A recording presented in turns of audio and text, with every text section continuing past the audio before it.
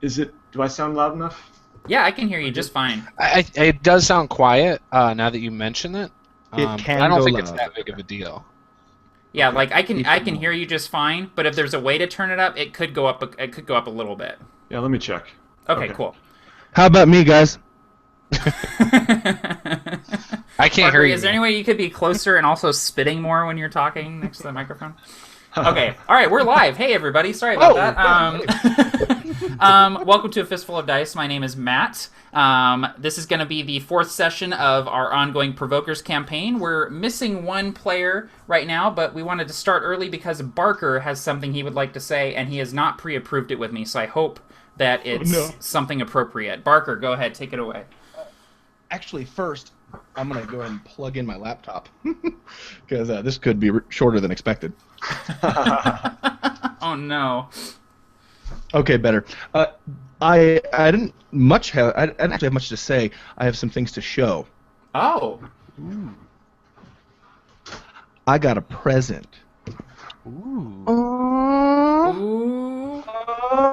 Yeah. Is that Juice. Juice's ultimate campaign?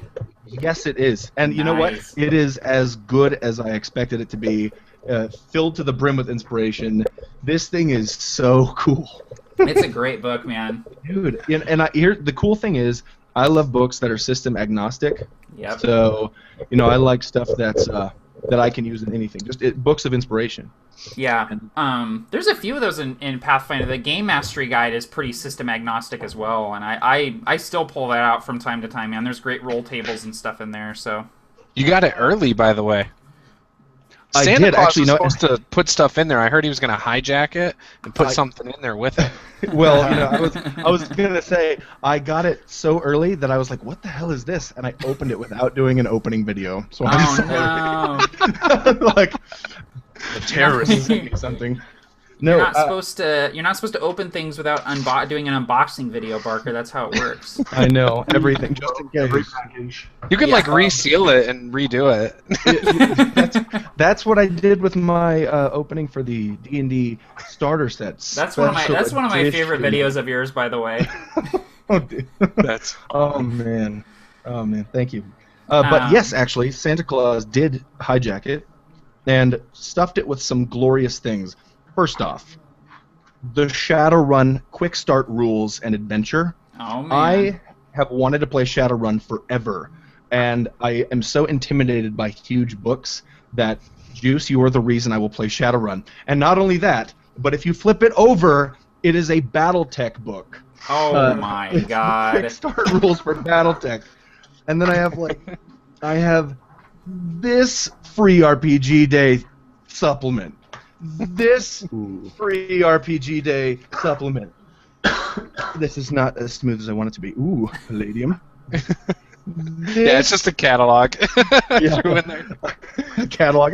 Why not? I feel like Juice just like swept a bunch of stuff off of his desk into the box and shipped it off to you. It's just like, I don't know what's in here. I'm just gonna give it to him.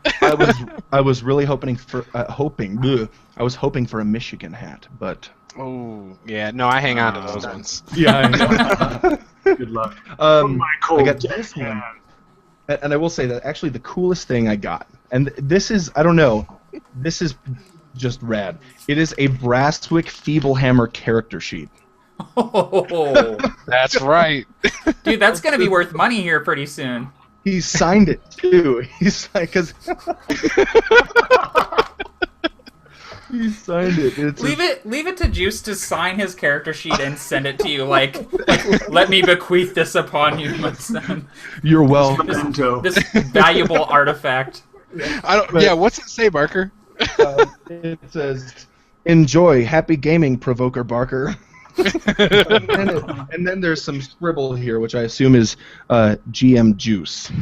That's actually my name on there because I tried to scribble GM Juice on a separate piece of paper. It just doesn't look good. But ultimately, I got to make Brasswick an NPC now because I got the stats. Obviously, yeah. Nice. You can tell me how much he's cheating on his character sheet too. If you... Oh, totally. Haha, you done goofed, Juice. It is actually a free download on my website. Oh, well, there you go. So you too can be Brasswick Feeblehammer in your next D&D 5th edition as well as game. some drinking rules. Oh, there you go. Yeah. So the reason why we are currently wasting time and not playing is because we are waiting on Mr. Tim Kearney from Tabletop Terrors, a.k.a. Durgan Blood Mountain, who has yet to arrive, but he has just messaged me to let me know that he is booting up his computer now, and he will be with us shortly. And he's also sick, so like. Yes, he has a cold, so I'm willing to forgive him this time. Yeah. But since he's on his way, we can go ahead and get started with the recap. Who feels like doing the recap for an inspiration point? Nate. Yeah, Juice. No, Nate, do it. Nate, do it. God. Because you're the only one who hasn't done it yet, you immediately jumped in and volunteered. You know it. All right. I can earn inspiration in my game for recapping it. Oh, okay. Talking about some serious metagaming now. All right, now your inspiration is rolling over to other games, man. This is pretty valuable. All right, I will do my best. Okay. The place names. I actually meant to. The nice thing about having a campaign on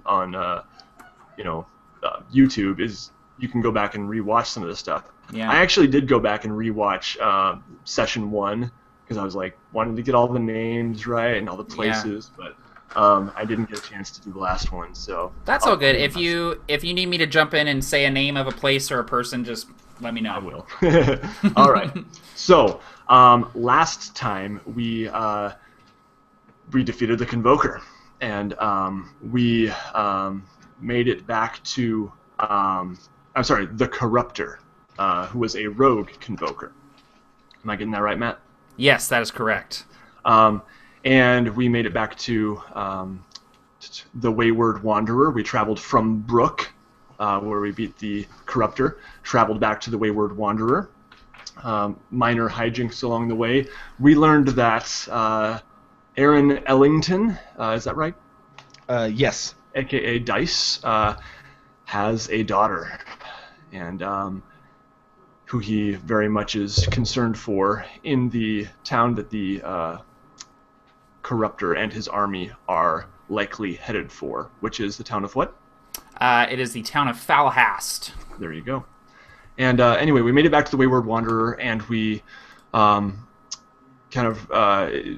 that the area had been torn apart a bit, and there were dead bodies strewn about, and there were a group of kind of ragtag refugees holed up in the actual tavern, which is in the remains of an old watchtower.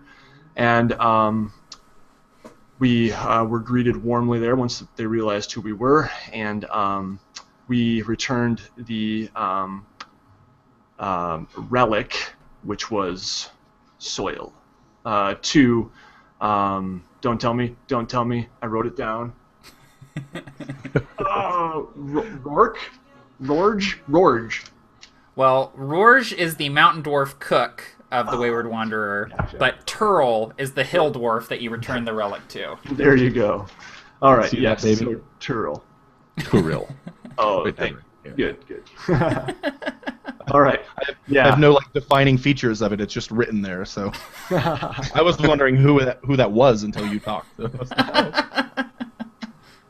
met a dragonborn merchant and bargained with him a little bit for some goods, and found that he had need of a certain dragon scale that we agreed to go get in return for a magical ring. And then we realized we had this dragon scale, maybe.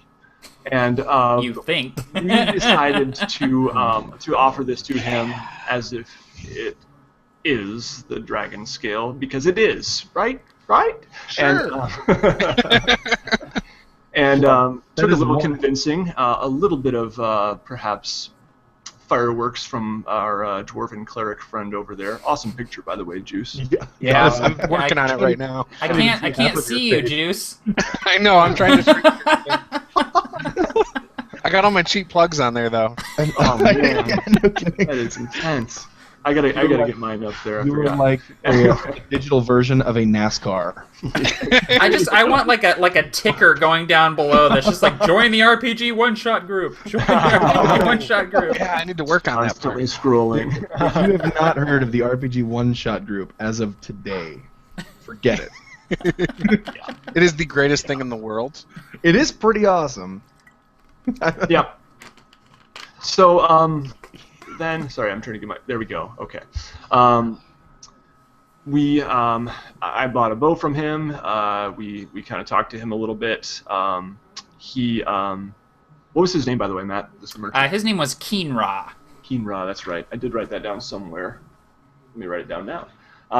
And then we kind of had a choice. We know that the Corruptor's army is more than we can handle by ourselves. And we have 30 days before Falhast is likely to be besieged. So we have options. We need to gather support, and we decided to head to Durgan Bloodmount. Is that right? His home. Yes. Which is what, Matt? The city of Stone Rift. There you go. So Stone Rift.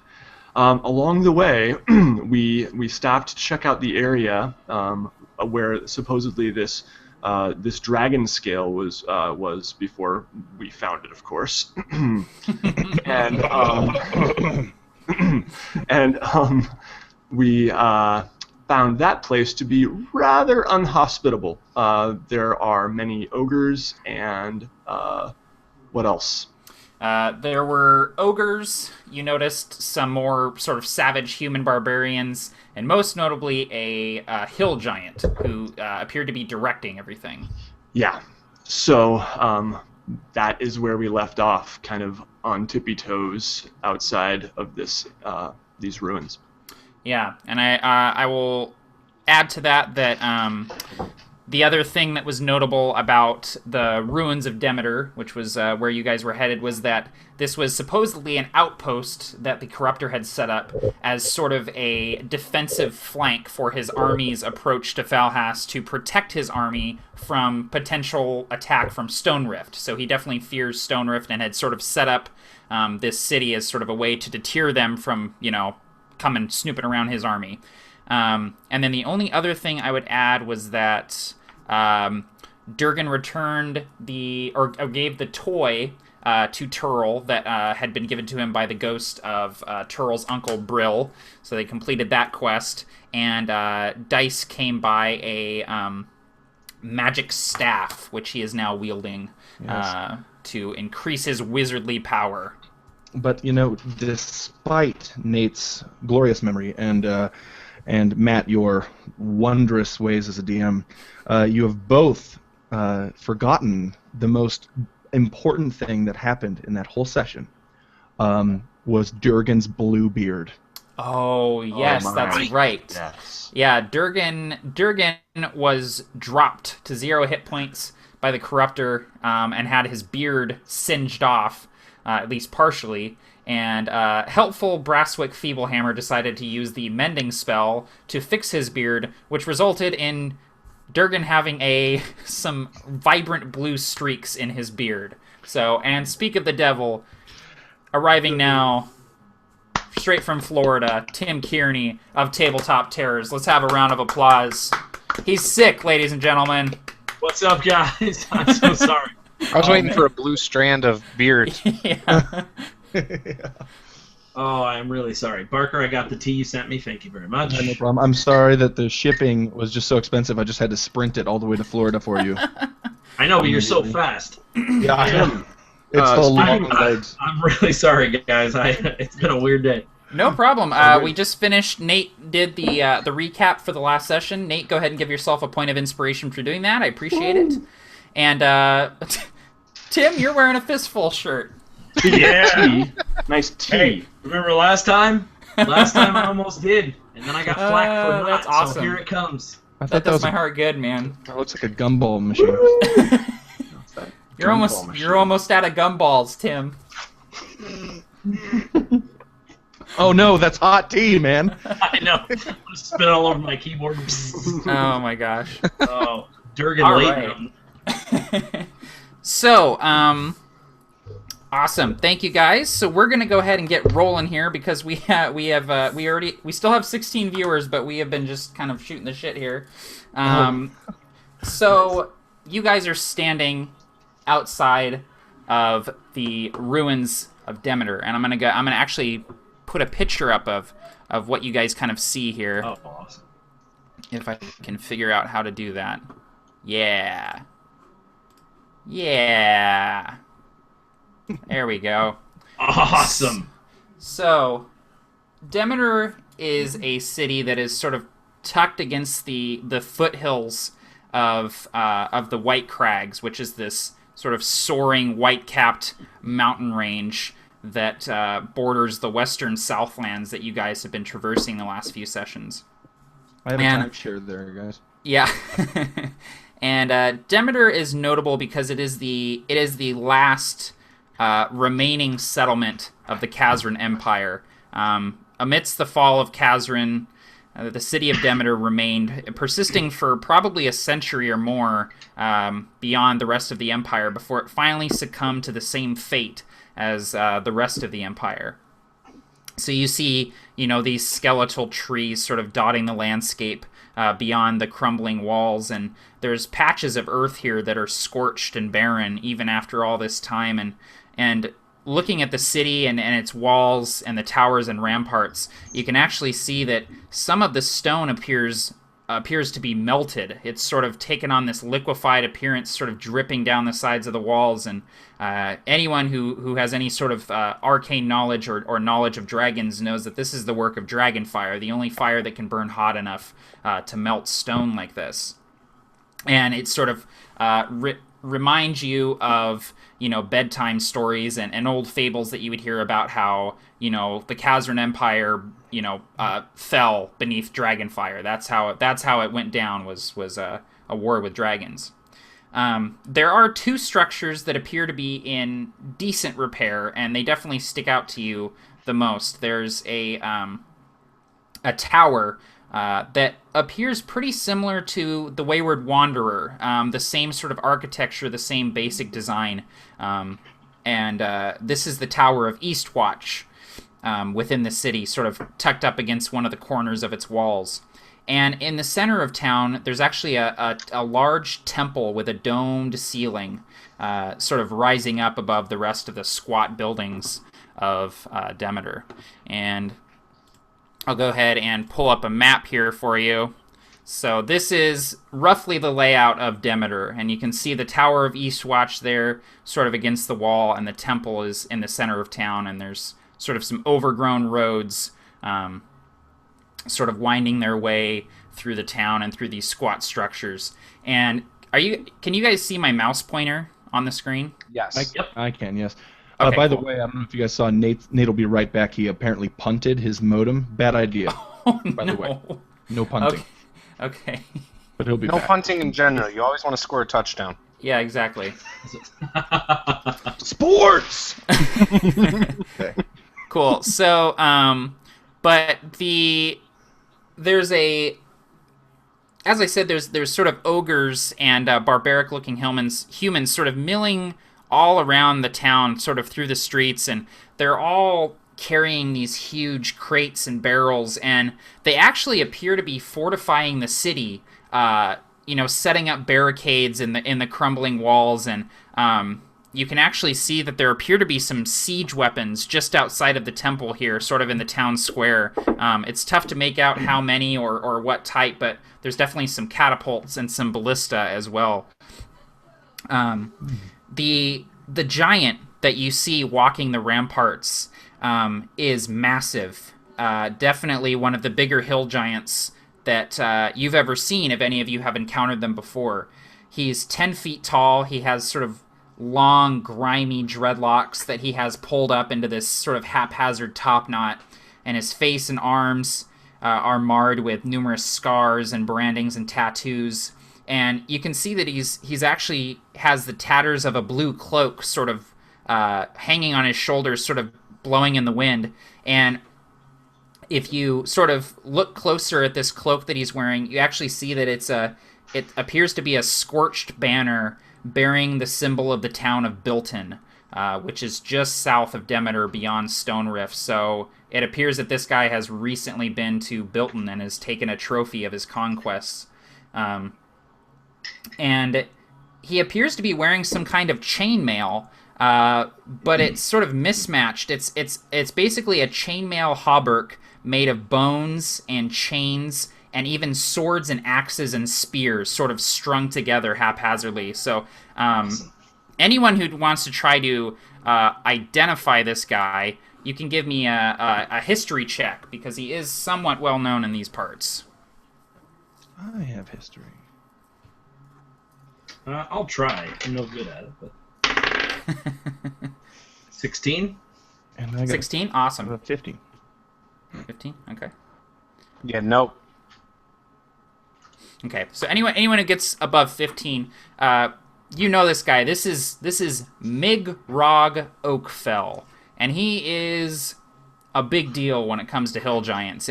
And Durgan, you've probably heard of this guy and are most familiar with him. Not necessarily that you've gone toe-to-toe with him before, but, being a dwarf of Stone Rift and knowing these parts fairly well and having experience fighting giant bloods, this name is familiar to you. You definitely recognize this guy based on, if not reputation, then his appearance.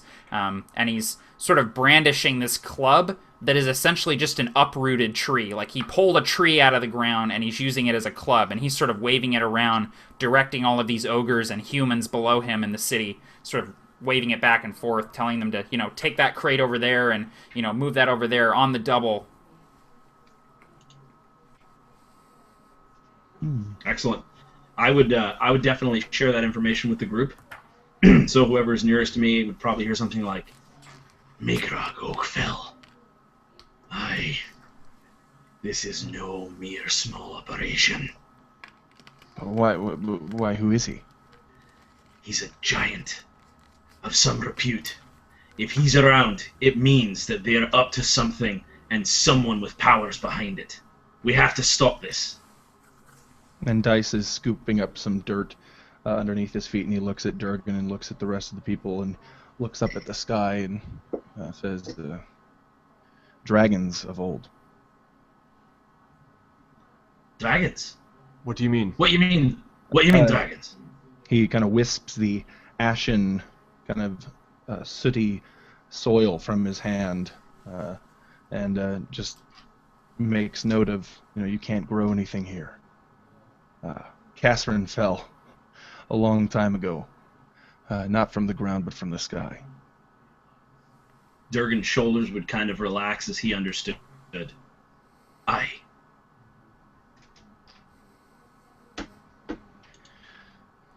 So what next? I don't like the look of them. All right, so I'm really happy that Juice has volunteered to go in first. All right, so go ahead, man. Actually, if I could get, before we go any further, we're going to use the passive initiative rules from the DMG just for this session, because it has a tendency to be a little combat heavy. So what I need you guys to do is give me 10 plus your initiative modifier, and that is going to be your initiative for the remainder of the session. Is that including like the armor modifiers and everything? No, just 10 plus your dex mod. I'm not going to worry about the armor mods. Okay, 10. Okay, cool. I'll type it in there. Me too.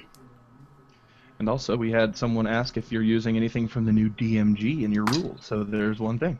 I am. I'm using the Show it to us. the Holy initiative. Avenger. And I'll let you guys know I'm going to be using the lingering injuries table for the remainder of the campaign, but only if you drop to 0 hit points. So no lingering injuries with critical hits, but Awesome. If you drop and live, you'll have some sort of lingering injury. I'm not going to roll that for Durgan because he's stuck with a blue beard, so he's, whatever. Actually, that's on the question, table, right? Yeah, blue beard. Does Durgan know that he has a blue beard? He has Because not he looked in a actually- mirror Not yet. yet. Reflection. Okay, Not good. yet. Good. I'm assuming no one has said anything to him yet, and they're probably too afraid to. He'll love it. Yeah. I'm just So- thinking he'll love it. We've just said things like, looks good. Looks really good. Looks good, man. Looks good on you. Yeah. So I'm just going to, since Dice and Erdon have the same initiative, I'm just going to go ahead and do that alphabetically. So it'll go Erdon, Dice, and then it'll go Brasswick and Durgan. I'm sorry, Dice's real name is Aaron. Oh, double A. That's true. That's true. Double A. He's got it. No. You know what? I threw down dice on my little the thing you can see on the bottom, whatever that is called. That's true. So That's true. I'll go with dice. Okay. All right. So we've got Erdon, Dice, Brasswick, and Durgan. That'll be our initiative for the remainder of the session. And if I could also get your guys' passive perception and AC, that would be great. Sorry, I forgot to do this earlier. All right. Are you kidding me? This is the most exciting part for our viewers. Bookkeeping. Yeah. Shit. See, if I really had punctual. if I really had my stuff together, I would be doing all of this before we went live, but I just don't think about it, you know? Sure. Yeah. All good. I forgot that I might need those things called dice, so I had to run downstairs. Yeah, probably a good idea. And I kicked my modem as I was trying to move my power strip a little bit, and it unplugged. Yeah, that's pretty funny. Okay. Awesome. All right, and then, okay, I'm sorry, I'm writing down everybody's passive perception and AC here. This is very exciting, I know. And then Tim, what's Durgan's passive perception and AC? Yeah, I am trying to load the chat, and it keeps saying it's downloading an app, so I'm sorry about that. My passive problem. perception is 11. Okay. AC is 17. Okay. Back in the chat Passive thing. perception 11, AC 17. Okay, great. So, as you guys are sort of standing here looking at the city of Demeter, Brasswick and Erdon, you both hear a twig snap from a nearby copse of trees. I quickly put my hand up and stop anybody from moving. And just kind of put my fingers over my What are you lips. doing? And I just heard point to my something. ear. What is it? Sounded like a twig. Durgan looks around. And I pull Of an course arrow it out did. of my They're moving crates. quiver. I want to cast silence. Well, no, I don't. Never mind. So, as you guys are standing there, you hear a sound that is this kind of weird hum. It goes, and Durgan, you instantly know this is the sound of a thunderbow being loaded. And it's Oi. a weapon of your Who goes homeland that you're quite familiar with. Okay, Durgan would immediately know and say, "Oi, who goes there? Don't point a thunder bow at me." And I'll And- kind of look about. Stepping out of the trees, you guys see several dwarves. And they're all wearing sort of leather and light plate. And a couple of them have these strange sort of glass visors pulled down over their eyes. And they're leveling these crossbows at you. And the crossbows are have two barrels, as well as two sets of limbs and two bolts loaded. So these things are massive, and the actual barrels of the crossbows look like ram's heads. So they're sort of these curving horns with bolts coming out of them. And there's probably, as they step out of the trees, there's probably a dozen dwarves. And you see behind them, they've got these armored rams that are sort of following behind them. And Durgan, please tell me these are friends. Durgan Brasswick. has a huge smile on his face, and he's like, "Well, it looks like Stone Rift has been busy while I've been gone. Who leads you?"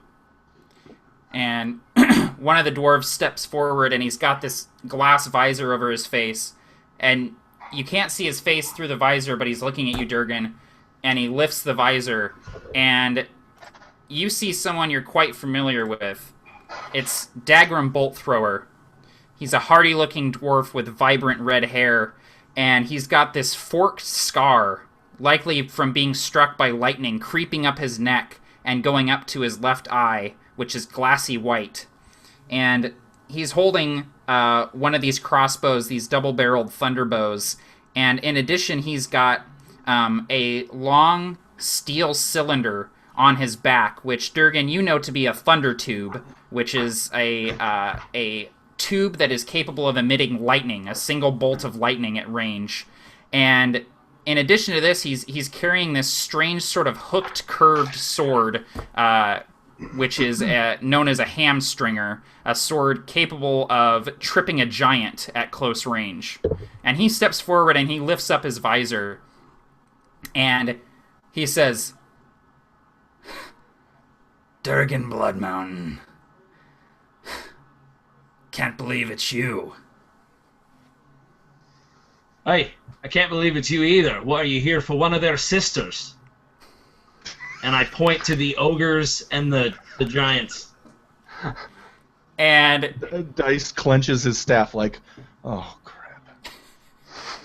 And Dagram kind of chuckles and he says, "Now, Durgan, I got 12 hardy dwarves leveling thunderbows at you, so I choose your words carefully.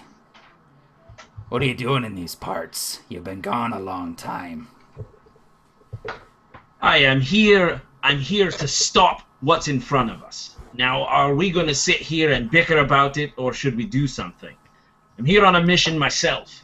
I would say the same to you. What brings you here with 12 lads that are obviously, and I look around, bright enough to follow you into battle? Your words have always been sharp, Durgan. Sharper than an axe, that's for sure. The Rangers of Stone Rift have come here at my behest. We've been hearing rumors of giant activity, and as you know, we don't like the giants trodden on Stone Rift soil. We tracked them here, to Demeter, and, well, maybe you can tell us a little bit about what's going on here. It looks like they're preparing for battle. Siege weapons and fortifications. This ain't good. Aye, it's the one thing I think we can agree on, and I don't want to see them setting foot in Stone Rift. See, we're here because we have fought the leader of this crew. He is a vile, deeply evil man, and he's turned from bad to worse. We're here because we've tracked him here, and now we're going to try to stop his forces before he overtakes the countryside. In this case, I think we can help each other. And I hate to say it, but those dwarves you have behind you are some of the best in the land.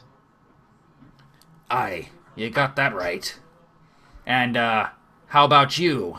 You're joined by elven bloods and what looks like one of our hill dwarf brethren, and he kind of inclines his head to you, Brasswick. But he returns his gaze back to Erdon and Dice, kind of gives you guys a cursory look over, and he says, "You keep strange company, Durgan." Aye, but I can promise you, I've bled with these lads, and their blood bleeds true. They're definitely as loyal as any dwarf I've ever met. Well, they'll be doing plenty of true bleeding, if that's who I think it is. And he kind of nods his head towards the hill giant who's continually yelling orders from the ramparts. "That Migrog." Aye, it's Migrog. I thought so myself. Sorry. Is it nighttime? Is it daytime? I mean, are we relatively... It's like mid-morning. Okay. Yeah. He kind of, like, does this, and he says, "We've set up a bit of a camp in the trees. We should, get out of sight while we can. They've been sending out scouts pretty regular." Aye, I think he's right. And he says, "And I'm not used to sharing a meal or mead with elves, but if you're friends of Durgan, I suppose you can't be half bad." Well, don't do me any favors. I'm just fine in the trees, distance off from you all. And trust me, I am half bad. As you like, elf bloods. Let's go then. Come on. Aye. He speaks a few dwarven words to the rangers, and they mount up on their rams and start trotting off into the woods. He stays on the ground, though, sort of behind his men, and he shoulders his double crossbow and sort of leads you into the woods. And he's calling back to y'all. He says, "So, names." Well, I am Brasswick, Feeblehammer of the North. Pleasure to meet you. Love being in the company of fellow dwarves. From the north. What kingdom do you hail from? I actually hail from... Sorry. Bardoth. Ah, Bardoth. Known a few dwarves from there, good hardy folk. Good to have you in the loop. Yeah, and taking on giants is no problem for someone from the North. You should know that. Well, these southern giants have a way about them. There's a reason we have about 3 or 4 different weapons specifically designed to take them down. And he inclines his head to Dice and he says, "What about you?" Aaron Ellington. Aaron Ellington. We call him Dice. Dice? What'd you call him Dice for? You know, I don't know.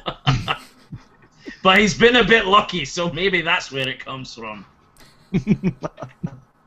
Maybe. And Dice will hold his hand outward and downward to shake as his formal half-elf greeting. Dagrim puts his hand in yours, and he's got this huge, meaty dwarven hand, sort of almost disproportionate to his body, and he shakes it firm, and he says, "Good to know ya." Likewise. Ow. And then he like begrudgingly looks at Eridon, and he says, "Wood elf?" That's right. Erdon Seroshent of the Shade Vale. And I, at this point, I've had my bow strung this whole time, and I finally kind of put it back in my quiver. I can see I'm getting some looks. And, Oh, go ahead. No, go. He kind of makes a thoughtful grunt and says, "Wood elf's a mite better than a high elf of the north. Good to meet you." You as well. He leads you all into a small encampment that seems like it's been kind of hastily set up, and the dwarven rangers are kind of milling about, checking their weapons and sharpening their hooked blades. And some of them have their visors down over their faces, but a lot of them have sort of taken them up and are smoking and drinking and sort of taking big hunks out of dried meat. And they all kind of give you these sort of suspicious glances as you enter the clearing. But seeing you with Dagrim, and he sort of seems at ease with the group, they sort of pay you little mind and give you free reign of the camp. And Dagrim takes Durgan aside, and he says, "Listen, I know we left on bad terms. We're not exactly even from what happened, but I say we put it aside for now, seeing as, well, we're in dire straits." Durgan would spit into his hand. He'd go, "Aye," and he'd hold it out to shake.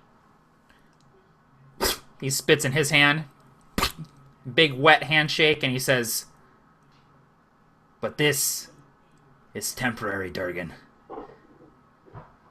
Aye. And I gently lean in and just say, "And don't forget that you owe me a favor." He kind of pulls his hand away a little prematurely and says, "I know." Aye. So, for now, allies of Stonerift, we are. Allies of Stonerift, yeah. All right. You take a breather, get some food and drink in ya. We'll meet in 10 minutes. Try to come up with a plan for how we're gonna tackle this. Aye. And when you go back, you already see Dice sitting with some dwarves, and perhaps with Erdon and Brasswick, maybe, depending on what they say. But and he's saying, "No, you're doing it all wrong. You stir it every 2 minutes here." And he tosses him a satchel of of a bunch of spices and ingredients. He says, "Now some of those you don't want to eat. I used them for some spells, but I'll sort it out." Awesome. And I would, at the first opportunity, kind of sidle on over to Dice and just say, I don't like this. Do you think we can trust them? I kind of pat Erdon on the shoulder, and Dice would say, "You know that old what's that old adage about not having a choice?" And he looks Erdon directly in the face and says, "I don't think we have a choice." All right. Well, keep your eyes open. I'll watch your back. Please, watch mine. I turn to the nearest dwarf and I just kind of mumble, "Eat at your own risk." The dwarf chuckles and says, "I'll eat anything at this point." That's Don't awesome. say I didn't warn you. And Durgan is just eating, getting stuff in his blue beard, which no one has mentioned yet. I was wondering Yeah. if your pal there was gonna bring it Yeah, up. you do, Durgan. You do notice that, like, Dagrim is kind of like keeps looking at you kind of weirdly from across the camp, and you see him kind of sidle over to where Dice and Erdon and Brasswick are seated, and he says, "So, you all have been with Durgan for a while now?" How many days has it been, Matt? Actually, out of character. You guys have only been together for about a week at this point, with travel and stuff sort of taken into account. He nods. What's with the, and he kind of gestures to his own sort of vibrant red beard. What's I going kind on of just there? hang my head in shame and play with my beard. And at that point across, Durgan takes a big sip of whatever terrible soup they've got going, and it all just drips down his blue beard, and I kind of just run my fingers through it proudly.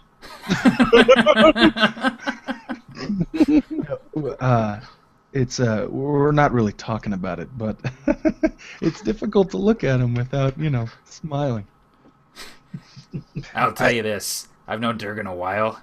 It does my heart good to see him with a blue beard. Certainly made him more likable in my eyes, too. I'm liking it the more I look at it. Thinking about doing it to mine. And he kind of claps you guys on the back and then heads over to get some food for himself. At this point, I would be rifling through my pack and pulling out these dried like biscuits and other stuff that I had packed into my bag at the way back at the Wayward Wanderer, and trying to take some nibbles. And they're kind of hard and crusty, so I'm grimacing a little bit, and I'm also handing them to some of my companions. No, Erdon, try it. This is what I did, man. I always wanted to fight, but they always just, put me in front of a kettle. Try it, and I hand them a bowl. And I say it's a little bit hot, so a wisp of frost kind of comes off my fingertips and just settles on top of the soup and just seeps itself in, and it cools down. All right, and I just kind of swirl it around in the bowl and just take a swig and nod my head at him. Now, is it good, or are you going to have an Eowyn Aragorn moment from Two Towers? No, it's Dice definitely has a history of cooking, and it's pretty good. I'm impressed. This is not bad.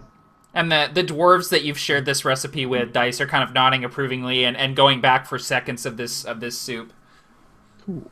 That's awesome. Add a little bit of wine, add a little bit of garlic. The trick is you gotta mash the garlic with a dagger. I told you guys, eat at your own risk. Now you're gonna get fat like me. After a few minutes of eating and drinking, Dagrim sort of says, "All right, over here." And he kind of motions you all over to, he's sort of set up on this tree stump. He has a map laid out, and there's sort of rocks sort of holding it down. And he's kind of hunched over this, just sort of looking at the map. So I would follow and definitely look down at the map, kind of rubbing shoulders with him, not necessarily, flagrantly trying to push his leadership out of the way, but almost like we're equals, just making sure everyone knows we're equals. Yeah, and he sort of gives you a look, doesn't say anything as you come up alongside him, and he pulls up this map, which is the same one that I showed you guys earlier. Nate, I think you were out for this, but so I'll go ahead and screen share it. Yeah. And he is sort of pointing to different locations on this map, and he says, "The ogres are everywhere throughout the city. They don't seem to have any sort of regular patrols. We've been watching all morning, but they do seem to have a guard posted outside this temple here." And he points to the domed temple, and he says, "I think that might be where they're storing most of their goods."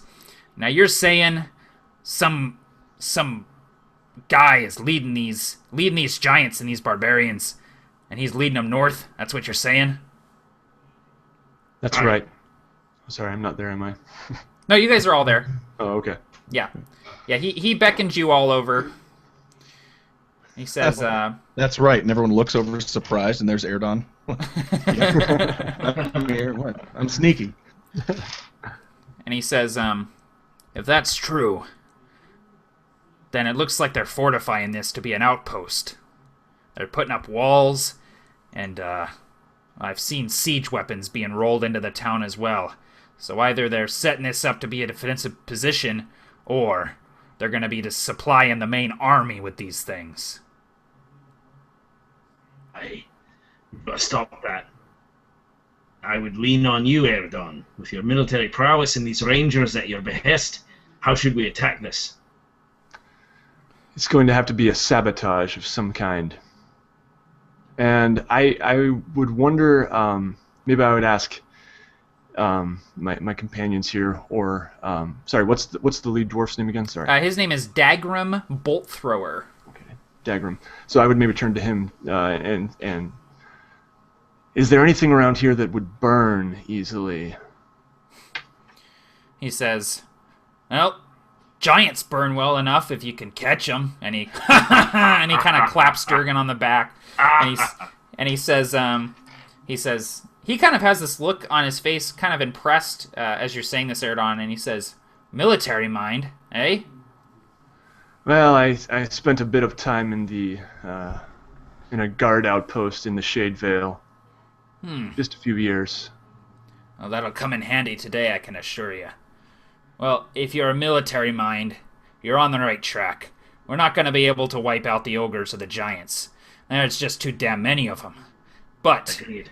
we've got you 4, and we've got 12 hardy dwarven rangers of Stone Rift, fully armed with bolt throwers, hamstringers, and thunder tubes. So if we can get them in key positions and hit them in their strategic spots, well, we might be able to rout them at least. I don't know what the hell you just said, but that's a lot of metal you're wearing. And he hikes up his belt, and it's like a jingly tool belt, all the weapons he's got on. And it's just shee. And he says, "Aye, we do pretty well." We'll keep you in the back. I'm sneaky. I got the jump on you a lot, didn't I? Fair enough. He says, "What say you all? What do you think? Any ideas? I'm open to suggestions." I would turn to Brasswick and I'd say, "Aye, do you know anything about that temple there? Is there anything on the map? Can you tell by the shape of it, or anything that maybe give us clues to how we could get into it? Maybe a secret passage or something?" I don't know. Let me look at this for a moment. Would I know anything like that? Maybe. You can give me either a history or a religion roll. It won't make a difference. I did not make it. So I look up at Dirk and I say, "Yeah, this isn't really that familiar to me. It's not anything of Ilmater, so I don't know." Aye. Okay. Sorry. Well, I know that I can knock the kneecaps out of a giant's leg, but if we go in there blind, they'll just overtake us. I'm all about killing giants, but I'm not about killing myself. Well, remember, I do have unique abilities. I might be able to lure some of them guards off of the entrance for us to get inside. Aye, but won't you lure everyone else too? Probably. What's wrong with a good fight?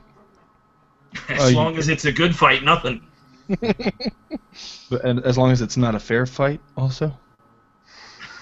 My father always said, if you find yourself in a fair fight, that's poor planning. Dagram has a hearty laugh over this, and he kind of nods to you, Dice, and says, "That's true enough." Listen, I've got 12 rangers at my disposal. You see that tower there, Eastwatch they call it.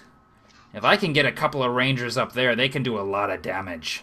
A range on our thunder tubes and our thunderbows, that's pretty far. We can hit giants from there, the landscape over.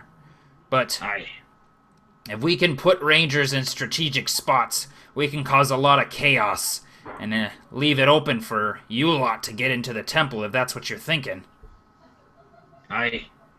So is there a lookout in the Eastwatch Tower? Well, not that I've seen, but if there is, I'm sure we can handle them. Okay. And then are there any flames or fires, something for light? He says, well, we are not much for fire and stone rift. We do most of our looking with lightning.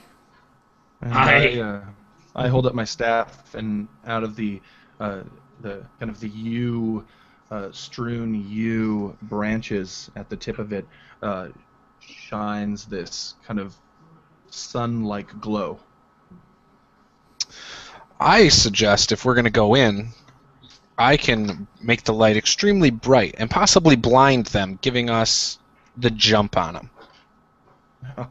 That'd be useful. And I don't know if you need this, but also in the military, after the soldiers of Telmore came back from their scouting, they might have they might not be able to rest, and I was able to use some basic spell components in order to help them fall asleep. I've never used it maliciously, but there's a first time for everything. I like it. I like the way you think. And so then I would turn to Dagenham and go, "Hey, Dagenham, do you have an extra thunder tube you could maybe put my way?" I see. Yeah, I can hook you up. We've got a couple extra thunder tubes. We've got some giant hooks you can grab, and I think we might even have an extra thunderbow kicking around here somewhere. Your mom's got an extra thunder tube. How far are we in? Just what? We're about an hour in, and that's pretty good. That's not bad. I would definitely. I don't know. Are the thunder tubes laying around there? Because if so, I would kind of start eyeballing them, picking them up, and doing the old looking through the crosshairs and trying to find one that's the least decrepit. Yeah. He kind of points you over, and they sort of have these crates sort of laid out, and you can see there's thunder tubes kind of sticking out of them. And the thunder tubes, they're basically these stout steel cylinders that have these ram's heads on the front, and they sort of have this indent in the back of them where it looks like it can be mounted on your shoulder. They're essentially bazookas. They look like bazookas, but they don't have any sort of anything coming off of them. They're just these really simple steel tubes, and a lot of these dwarves are carrying one or two of them on their backs, but you see a crate has a few of them sticking out. Nice. Yeah, and they all look pretty similar. So yeah, so then I would take one and just kind of sling it over my back. And you know that they're single shot. Like, you shoot it, drop it. Like, they're one-use items. Gotcha. And he kind of looks to the rest of you and he says, "We've got giant hooks to go around too. The hamstringers, we call them. Hooked blades. Well, they're real good for dropping a giant to its knees, if you're interested." I will take him up on this. Absolutely. And what sort of Send one my what sort way. of weapon is it? It is a martial weapon. I will not take one. I'll take theirs. All right. Fair enough. I've changed my mind. I pull out my dagger and I say, I don't intend on getting too close, but if I do, I'll use this. And I look to Eridon and kind of nod with a thanks for the masterwork dagger. And nod back. Dagrim hands you a couple of these hooked blades, Erdon, and so it's a martial weapon. It does 1d6 slashing damage. How much extra for the version with the lightsaber crossguard? Oh god. Relevant reference. Very nice. Very topical. He went there. Oh yeah. And it also gives you advantage on strength checks to knock prone a giant. Okay. So if you decide to do a strength check to try and knock a giant prone, you have advantage on that check because the blade is specially designed to sort of dig in and cut the hamstring so it just drops him right to the ground. I like. So, and it's a big weapon too. Like, these dwarves are carrying them, and you get it in your hand, and it's about the same weight as the sword you have, even though it's a little shorter. So it's got some heft to it. Okay. Nice. Awesome. I kind of tuck them into my belt and tie them up. And then anyone who wants to take a thunder tube can. It's just your dexterity to fire it. Durgan would have his dexterity plus his proficiency since he's familiar with them. And I'll take one. the range on these is 200 feet, so pretty good range. Nice. I think Dice would probably volunteer to strap one on his back as well, just in case. Absolutely, yeah. You all can take one if you want one. I'll take one. They're called thunder tubes. Yeah, thunder tubes. It's a single shot, and it does 8d6 lightning damage on a successful hit. Ooh! Your setting is so awesome, Matt. I'm serious. Wait for it. I'm the Terminator. Plus, each creature within 30 feet must succeed on a Dex 13 dexterity saving throw or receive half damage from the lightning chaining through them. Oh man. And so I would look at anyone who grabbed one, and I would warn them of two things.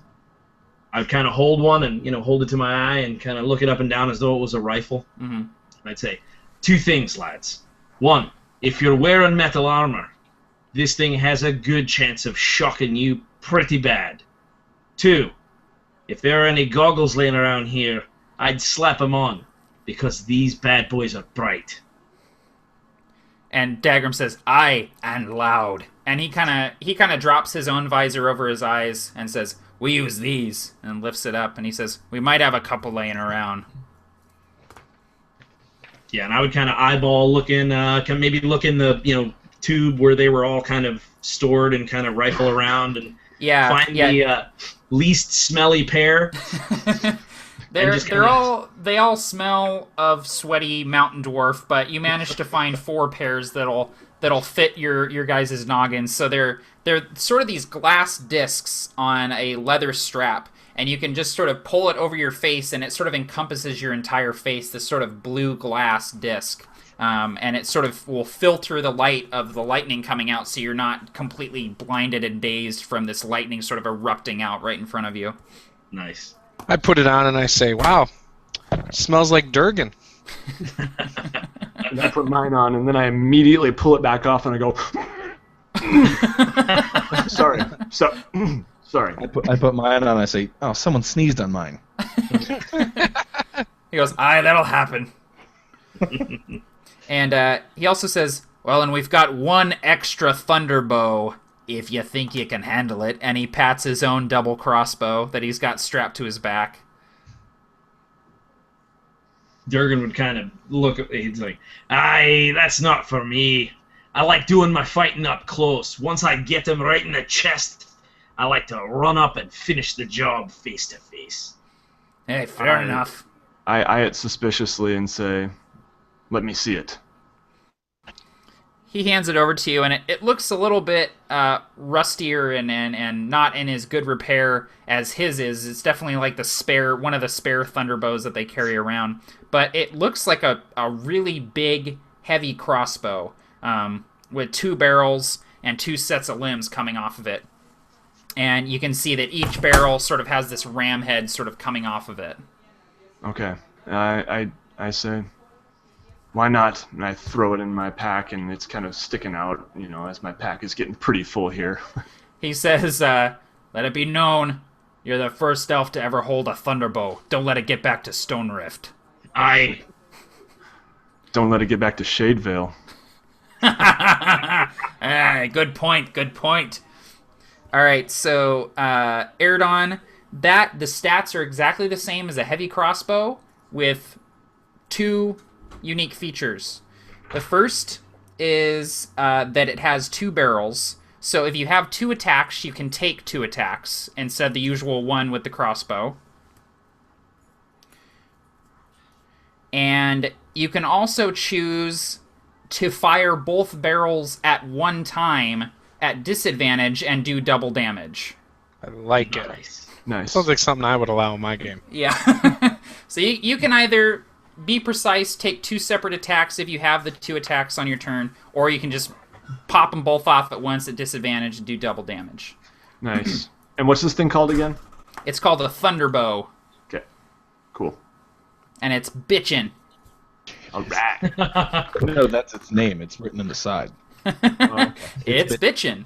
Yep, Just the weapon type down is the not- heft of it, yeah. I don't read Dwarvish. Thanks for pointing that out. ITEACHEN. Okay, so everyone's carrying a thunder tube. Erdon has a giant hook, otherwise known as a hamstringer, and the thunderbow. Is that correct? Yes. That's correct. Okay. I'm heavily burdened. Yeah, you're definitely feeling a little heavier there, Erdon. You can't fast travel, man. I'm gonna take my pack and kind of start throwing some of those dry biscuits out into the woods. For the I squirrels. gotta lose some weight, man. For the squirrels. Exactly. Dagrim kind of looks you all over and nods, and he says, "Y'all look like you're ready to take down some giants. Do you feel ready to take down some giants?" Aye. I'm always ready for taking down some giants. Fair enough, fair enough. Bring So, it on. what are we thinking is the plan? I like the idea of stationing some rangers up in Eastwatch to cover your approach and create some chaos in the city. Aye. How can we support you in getting there? Well, we'll need to... Oh, hey, are you leaving? I'm leaving. Bye. Okay, bye. Give him a kiss. Aww. Give him a kiss. Barker told you to give me a It's kiss. good luck for Durgan. You suck. Bye. No. She shot you down. Oh man, you must be engaged or something. I know, it's almost like we're gonna get married or something. Oh my god. Okay, so I'm sorry. That is hilarious because my wife is the exact same way. Like she will sneak in and like be seen for like 2 seconds on the video. She hates it. yeah. It's hilarious. I love it. I know. Well, If you she go back has 5 no minutes, excuse my because wife was we fine. did that video together. So Yeah, no, she's already like YouTube famous. Man. I know. So you asked Dagrim how you can help him do that. He said, oh, I see. I just now saw your message, Barker, in the chat. Awesome. I did like just one more thing how that's a prime example of what a guy does. All right, you guys got these weapons. That, oh hey baby. Oh, are you leaving? Oh, okay, all right. Yeah, exactly. The voice increases Your like voice changes 2 to octaves. Exactly. The pitch. Yeah, the pitch goes up. that's it. That's so true, man. It's so funny. It was good. So Dagrim kind of nods and he says, "Aye, some assistance getting into the tower would be good. We're gonna want to do it quiet though. Have the element of surprise." I would like to go with the Rangers. I'd like to go to Eastwatch. All right, fair enough. Well, I could cast silence, and you guys could get up there without making a peep. Or I wonder if we could create a diversion, or would that be too alarming and create too much chaos before we want it? Well, I think if we can get up into Eastwatch quiet, and then create the diversion, that'll open it up for you lot to get to the temple if that's where you're wanting to go. But Agreed. I could always station a few rangers on the other side of the city, draw them away from the tower first. Aye. I can lead that charge. Okay. What do you want to do? Split them in half? Aye, you'll take 6, I'll take 6, and I got the wizard too. Agreed. What about you, Wood Elf? Hill Dwarf cousin? Where are you going? I'm staying with my buddy Durgan. Aye. And I'm sticking with Dice. Okay. So, 2 on East Watch, 2 on the other town, making a diversion. Once we draw 'em away from the temple, well, you 4 and as many rangers as you want to take with you can try and take the temple. Aye. Be a problem. We got ourselves a battle plan, boys. Before people start moving to their different locations, Dice will walk over and kind of grab Durgan with one arm and grab Brasswick by the other and just say, I kind of like you, so stay safe. And Erdon chimes in and says, "Yep, keep those heavy helmeted heads down." I don't think I don't think they'll have to worry about that, Erdon. I mean, Dwarven height jokes. I was wondering how long it was gonna take to degrade into that.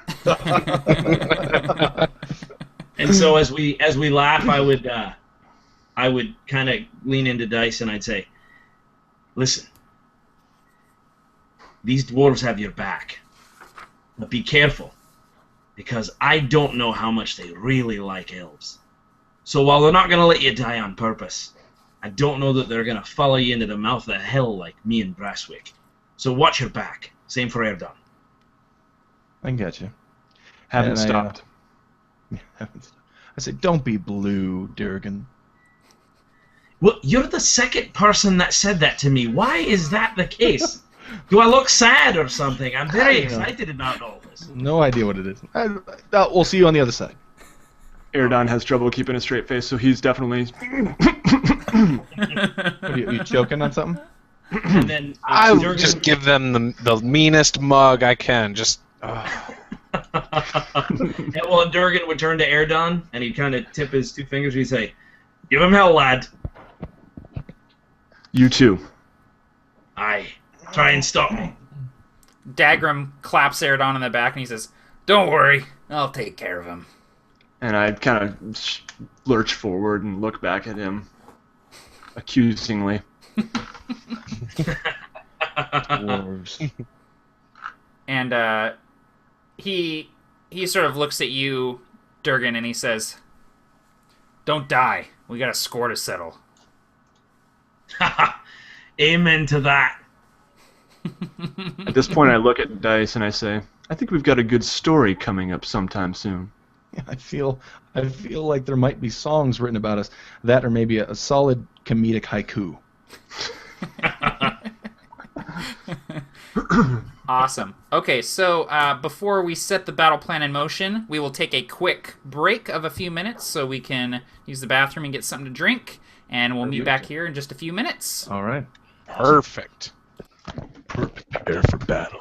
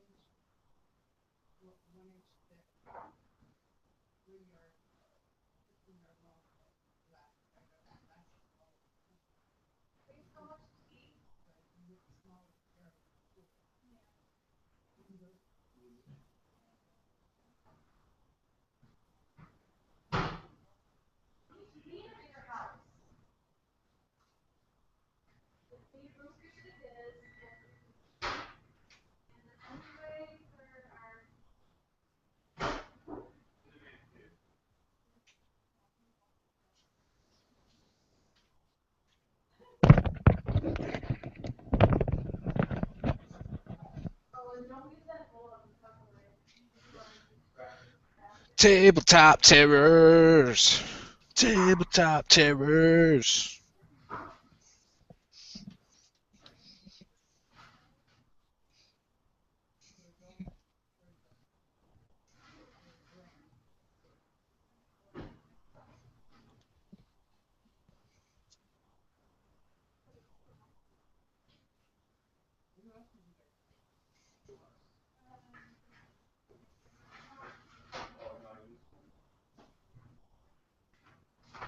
When we were in the hospital.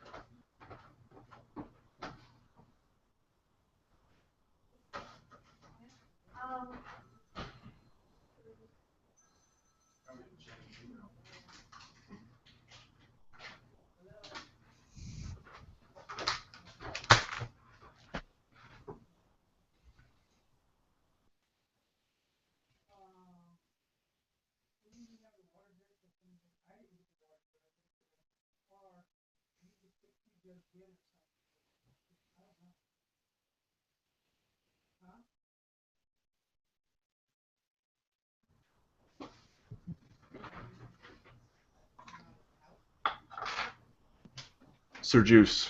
Yes, sir. How are things going over there? Pretty good. Good. How about for you? Pretty good. I'm really tired, but pretty good. Me too. Need to sleep more. Yeah, I know. We ended up going 4.5 hours on air and then another like 2.5 off air. Oh my gosh. Yeah, it was ridiculous. It was like a 7-hour chat last night. Oh man, I would have loved to hang around more. Yeah. That was Well, fun. it went way too late for me. I shouldn't do yeah. that anymore. I'm getting too Yeah. old for that. Yep. You know, I found that no matter how old you are, there's always someone who says that you're a child, you're a baby. Oh, you're just a baby. You're just 12. Oh, you're 18. You're just a baby. Oh, you're 28. You're just a baby. I'm beginning to think age doesn't really count anything. Yeah, and then my wife told me today wearing a hat makes me look like I'm 19 again. And I said, good. And she said, no, you need to start acting like you're 30. I was like, what? Oh, no. Yeah, I'm not even 30 yet. God. I'll be 30 in April. I was like, no, I don't want to act 30. Oh, snap. Let's see. I Let's see like what's my what. hats. I reminded her, too. When we were dating, I wore hats all the time. Usually Matt does the comments. I'm going to check here to see what comments we got. When do you have the links to our video so I can share it on my Twitter feed? Yeah, I think it's on the brigade, actually, but I will Oh yeah, probably. I got it. I see it. better. Yep. There. Yeah, that's right. The You're brigade is right. always close by. Okay, am I the only one who gets the tabletop terror song in my head like every day? Nice. I sing it like 4 times a day. Tabletop terror. Oh, that's great. I love it. It's like a 1990s like not so kid show, like a Power Rangers type of. Yeah, that's exactly what it is, man. It's like that. It's got that like after school like show jingle sort of like in your head sort of style. Absolutely. Every day, man. It's to a point. I like it too, but it's to a point now where I'm like, oh, I need to stop singing this. I woke up with it in my head the other day, Mm-hmm. which is something that I do. I just wake up and there's a song in my head that has nothing to do with anything. Yeah. Yeah, that's what I happened. I used to be a country music DJ, and that's what happened every single morning. Is I woke up with a different country song in my head, and it didn't really matter which one because they all sound the They same. all sound the No, same. I like country music. Yeah, I know, but you haven't had to be a country DJ. No. Well, maybe. No, and most of them suck on the radio. Most songs are pretty bad. Hey, just a question: is my mic still a little quiet, or Not when you lean forward. okay? I'm wondering if I should just plug in my old headset, which I used last time. It's at a decent volume for me. Yeah, I think it's fine, man. Yeah. Okay. Yeah, you're good now. I think it's fine, Nate. It's perfect. Okay. You're good. Sounds good. We'll all talk like this. Gosh, I can't do We're that. not tuning out. Walked in on here. If I do this, does it sound like that? Does it sound like that now? No, it sounds like you're talking to your Oh, that sucks. There's a man out there that'll pay you $1 to sing into a can.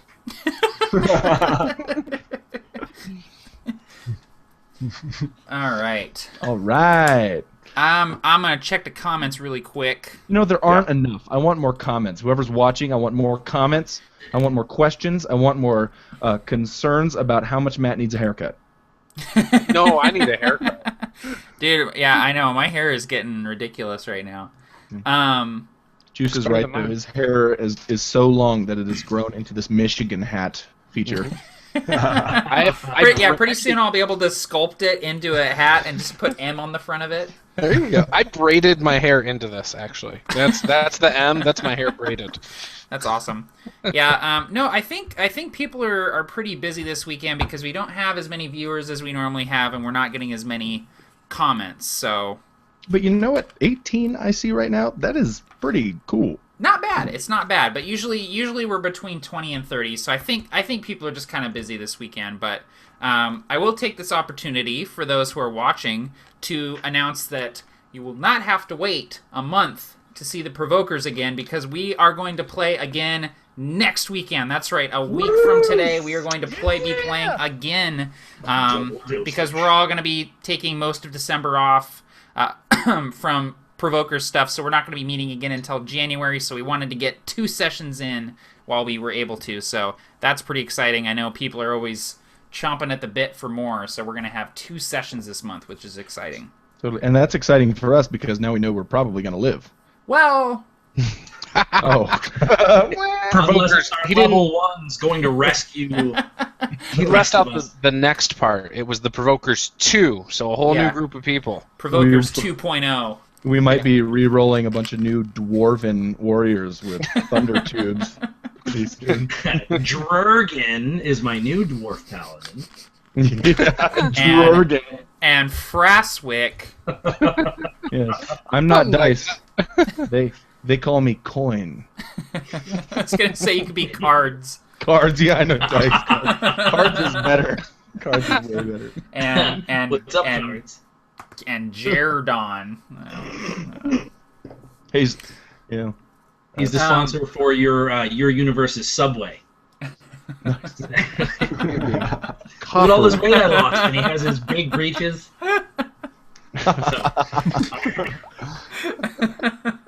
The one fat elf in your whole realm. See, as soon as I started complaining about the lack of viewers, we have 22 now, so I don't know what happened. You get way more than I ever do. I think the most I ever get is 6. That's like my peak. Hey, but that's 6 my peak. quality viewers, man. You know? Oh, for sure, man. To sit there and listen to me in my live chats for 6 hours. I was gonna say, yeah, yours is like a lecture at a university. Yeah. Yeah. One thing that I didn't mention about those thunder tubes, and Durgan sort of hinted at this, but if you are wearing metal armor, there is a slight chance that when you fire one of these things off, you will take some damage. So I don't know what armor you guys are wearing. I assume Brasswick, you're wearing at least some metal armor, and Erdon, I'm not sure what you have on, but Yeah, I'm wearing chainmail. chainmail. So 100%. yeah, so there is a slight chance, and I mean that that's not me bullshitting DM style. I'm saying there's a slight chance I'm going to be rolling percentile to see if you take some lightning damage from the thing going off, because it's a little unstable. So I like it. So Might be a little shocking. no. I should have held on to that until later. Yeah, you got to keep that one in the holster, man. Dude, this is so off topic, but Juice, did you change hats? I've He wore a hat for me, and then he changed his. He keeps doing that. He had a beanie on, right? Didn't you have like a snow hat on? It looked like a Michigan Smurf. Oh, okay. Got 2 on. Doubling it up. Oh, that makes you like 20% homeless if you have more than one. He's wearing 2 Michigan hats. They must have won. Yeah, right. Oh gosh. Oh man. All right. Sorry. I thought. 20% hurt. homeless. That's perfect. We'll have to roll a percentile dice for that. Yeah, exactly. If you roll 20 or under, he's homeless. That's how it works. Let's see what I get.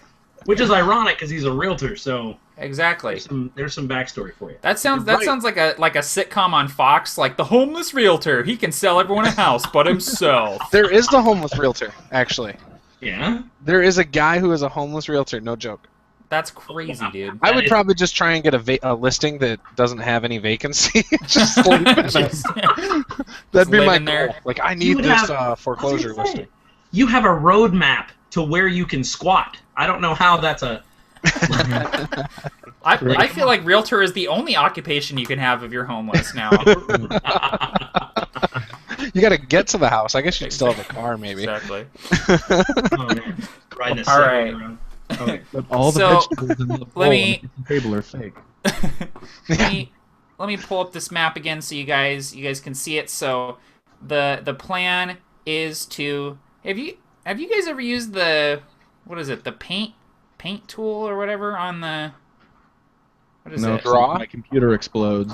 Yeah, how do you Oh Lord, I feel like an You old gotta man. How do you click on get the to it? draw tool. I Which don't one know. do I click for the paint? Here. Wait, which one is the draw? It looks like you have it open in your email, and you need to open it in actually like Google Drive. Oh, Looks like it. No. Preview or something. Here. Once I click it, it should give you an option. Oh, in Google Plus, I see.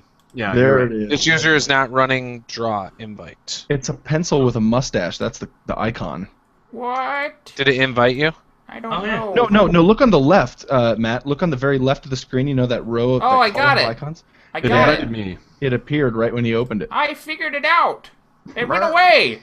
Back in my day, we had to draw Our with a viewers pencil. are dropping like a countdown clock. Yeah, I I know. had it and then it went away. Damn it. All I right. got it. Anyway, okay. Whatever. These 20 viewers rock because you know what? We're just dicking around and they're still here. Dicking I'm sorry, around. no. I'm opening up paint. This is happening. We're thunder tubing around. Okay, I'm gonna stop sharing. So but so the plan is dice and oh what? Oh, What the hell? sorry. Dirk and Mardi Gras Mountain. Oh, that's so not fair. How- How do How are you doing? How are you? Don't move, Oh, I can't. Barker. I don't think I can do the screen you share like and that? draw at the Oh. same time. And I have a wizard hat. Mmm. Oh, Matt, I don't know if this will help, but the if you have Windows 7 or 8, it's the snipping tool. Also has like a highlighter and a pen on it, Okay. so like you can That's- snip your own map. Yeah, it's There, I weird. It's got rid like of it. I can't use it if it's if I'm screen sharing. So it's fine. It's all good. I I'm could gonna- draw on it for you. Oh, no, I can't. I just feel like you would just graffiti RPG one-shot group all the way across it. Oh, that's a great idea. Marketing idea. There you go. Okay. All right. So I'm just gonna bring this over into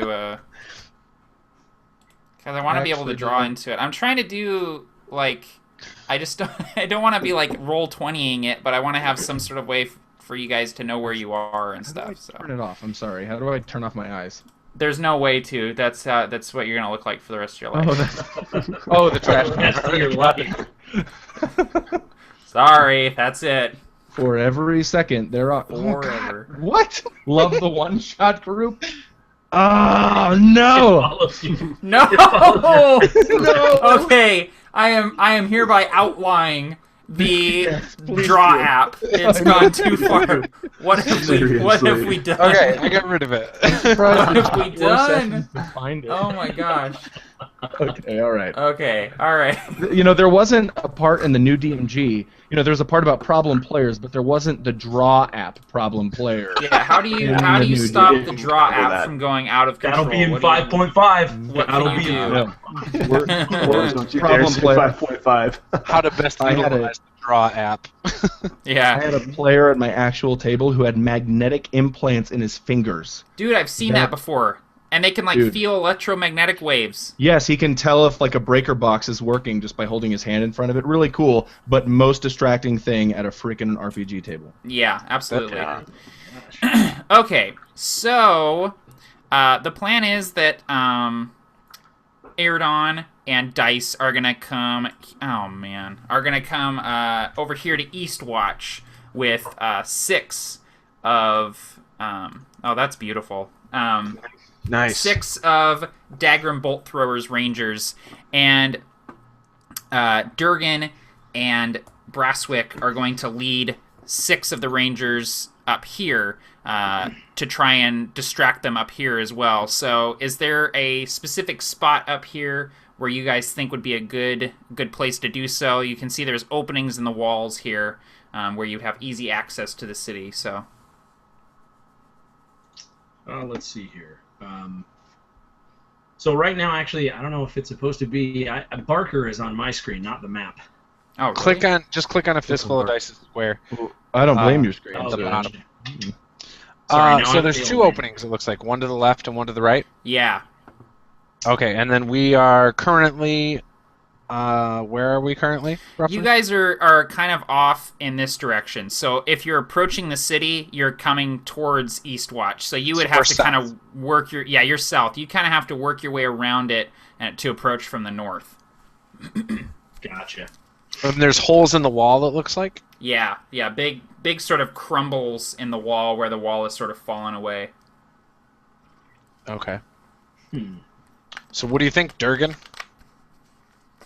Well, I would kind of look at the map and kind of say, well, what if we go to the opening in the wall and we fire a bolt thrower right at the temple and just light it up, giving them time to get up in the tower, and the distraction should draw everyone inward.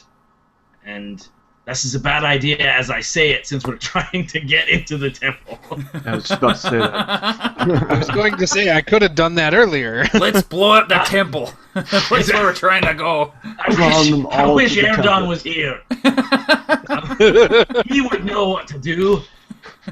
Honestly, Brasswick, I have no idea. I just know that if we can go in there and grind metal with these giants, will definitely be a distraction enough until they can cover us enough to save us. You up for a fight? Of course, always up for a fight. However, you did mention that these things could electrocute me as I look at my chainmail and my shield and my axe. I don't want to be in the front if you guys are shooting these things near me. Aye. It'll feel like a tickle to you and I. I was more talking for the wee little frail elf folk. Oh, okay. Well, then in that case. Aye, yeah. It's nothing. It'll feel, you know what it'll feel like? It'll feel like some of that Stone Rift moonshine. It's beautiful. I've only heard great tales of that. I'll get you some when we get there. But for now, what you say about just running in there and shouting? I like it. Let's do it. What an Sounds elegant good. strategy. That's perfect. You know what? I'm pretty sure it will work though. I'm thinking, I'm like, what would 2 dwarfs really do? And it's like, they'd probably just be like, hey, you, over here. Pull a Merry and Pippin, man. Right? Yeah. Yeah, and I could use my thaumaturgy to be really loud. Exactly. Sounds good Exactly. to me. All right, so let's do it. you guys want to head up to one of these sort of collapsed areas of the wall and Yeah. cry out to them. Okay, cool. So doesn't really matter which one. I could just say that you guys probably work your way around and approach this hole here Okay. and make your distraction. So Dice and Erdon, you guys along with Dagrim and 5 other dwarven rangers, you guys suit up and you head out. You part ways with Durgan and Brasswick and the other rangers, and you start heading towards the wall where Eastwatch is. And the tower of Eastwatch sort of rises up above the rest of the squat buildings of Demeter. And as you get closer to Demeter, you can kind of hear the loud voices of these giants and ogres sort of barking back and forth at each other as they're hauling stuff and fortifying the walls. And Dagram kind of is shaking his head, and he's like, "I've never seen him like this before." What do you mean? Well, all these ogres and giants all working together. Is it? It's not really like them. Is it the Corruptor? Yeah, it's this Corruptor guy you're telling me about. Something's got him scared and motivated. They're working together, hauling goods, setting up fortification. There's damn catapults in there. This Corruptor guy. I look to hold on. I look to Dagram. Is that right? Yep. Yes, Dagram. Dagram, bolt thrower, and I say, they're scared and motivated, and that means they're going to be mighty opponents, I'm sure. But my daughter is in Falhast, and that's where they're marching. So you're looking at someone that has never been so scared and motivated in his life. Let's take it to them. Dagram nods to you and he says, "I can appreciate that. We dwarves, we value family above all other things. So I'm with you." And he kind of claps you on the arm and says, "Let's wait for the signal. I assume they'll be doing something loud enough for us to hear." He looks at being loud. He looks at Erdon. He says, "You ready, lad?" I'm ready. Bring it on. Good. All right, so Brasswick and Durgan, you guys, along with 6 dwarven rangers, sort of circumvent the walls of Demeter and work your way around it so you can approach from the north, and you see the crumbling walls in front of you, and you actually see that not directly in front of the wall, but a few blocks up, there's ogres sort of hauling crates within earshot of you. So as you come around the corner, you see him standing there. And the rangers kind of stop short and take cover on this wall, and they all drop their visors down over their eyes and thumb on their thunderbows, and they're kind of looking around the side of this opening in the wall, and they kind of look to you two for orders. It's the best sound effects ever. So good at that. Yeah. It's like I am thinking you have like a CD somewhere that you're just pressing play. I am known for my sound effects, man. My chair scraping is bar none the best. Nice. I'm imagining 6 RoboCops behind me. That's what I thought. Visors. Mech riding dwarves. Yeah. So OP. So I guess with that, then I'm going to yell. And use my thaumaturgy to be 3 times as loud as normal and say, "Over here, you big ugly... I don't know." And Durgan would say, "Oh, real climactic." Could you do anything better? Well, not now. And I turn to the dwarves who have the thunder bows, and I say, "Cover us. Take the shot, even if it means hitting us." They all nod without hesitation. And let's charge. Yep, I hold my maul. Yep, I hold my maul, and I'm just like ready to just knock some teeth out of some heads. Awesome. So you guys charge through the breach in the wall, and you see in front of you immediately 2 ogres, and they turn as Brasswick is yelling, "You big ugly, I don't know," and they sort of drop the crates they're holding. And they both go for these huge cudgels that they have at their belts, and the cudgels actually look like they're made of bone. And they take them off their belt, and they come hulking towards you. Their jaws are low, sort of swinging on their faces, and slobber coming out of their mouths as they stalk towards you. So in initiative order, Brasswick, you are up first here. Okay. How tall are they? They're about like 8 or 9 feet tall. but they're slouched. So if they stood up, they'd be like 10 feet tall, but they're kind of slouched over. So. Yeah, I'm gonna run up and try to slash at that jaw. It looks like a nice weak spot. So. Okay, awesome. 19. Nice. 19 is a definite hit. These guys are slow and they're not wearing any armor. So like I said, I'm hacking at that jaw like sideways for 7 points of damage. 7 points of damage. Awesome. You swipe at this thing and you hear a crack as its jaw kind of unhinges and it kind of whips to the side and blood sprays across the buildings as you do this, but it's still standing. Okay, Durgan.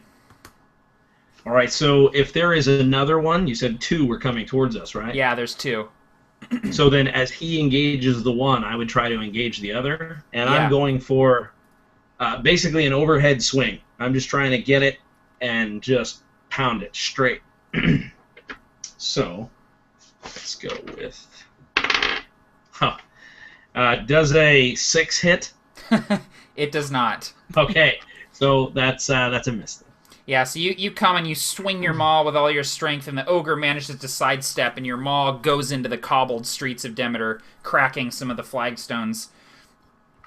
And from behind you, the Dwarven Rangers let loose with their bolts. Uh-oh.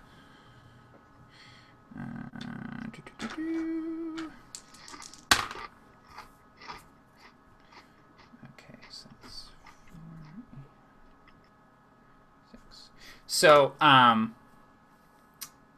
So these bolts kind of streak forward, and 6 of them fly past you, and you feel them kind of just almost graze your ears as they fly past. And 2 of them find their mark, one each, sinking into these ogres, and they kind of stumble backwards as these bolts slam into them. Nice. Okay, so Irdon and Dice, you guys are kind of crouched outside the walls, and you hear a shout from on the other side of the city, sort of made louder by this thaumaturgy that Brasswick has cast, and you hear, "Look over here, you giant ugly." And there's a pause, and Dagrim kind of like looks at you two like, "Is that it?" And then you hear, "I don't know." I look at Dagrim and I say, "You dwarves are so creative." And he says, "Hey, that's a hill dwarf, not a mountain dwarf." And he kind of goes, "Let's move." And he kind of moves along the side of the wall to this opening, and he kind of peeks inside, and he nods to you guys, kind of indicating, "Yeah, they're taking the bait." And he kind of ushers you forward. All right, we follow. En route, may I kind of cast a spell on myself, which would basically give me a magical arcane sort of armor, just like kind of flowing on me. It looks like oil on water, just rippling along my body and my face. Ooh, cool. Yeah. Awesome. So yeah, you cast your spell, and you see the Tower of Eastwatch sort of rising up out of the street in front of you, and there's a few ogres and some barbaric-looking humans like you fought in Brook, and they're all sort of booking it towards towards the north, the direction that Brasswick's voice emanated from, leaving the tower mostly undefended. And Dagrim says, "I see. They left two barbarians at the door. I think we can take them." All right, let's move forward. And I knock an arrow and I pull my hood over my head. Okay. He kind of comes forward, or moves through the opening towards the tower, and you two are following him? Yes. Yep. Okay, Yep. he kind of puts his back to the tower, looks around one side, nods to you, and puts up 2, saying there's 2 guys around the corner. And he sort of thumbs his thunderbow and... I move forward and I don't know if we roll initiative, but I would like to kind of symbol to him like, hold on, I might have something for this. He nods as he's pulling his visor down. Okay.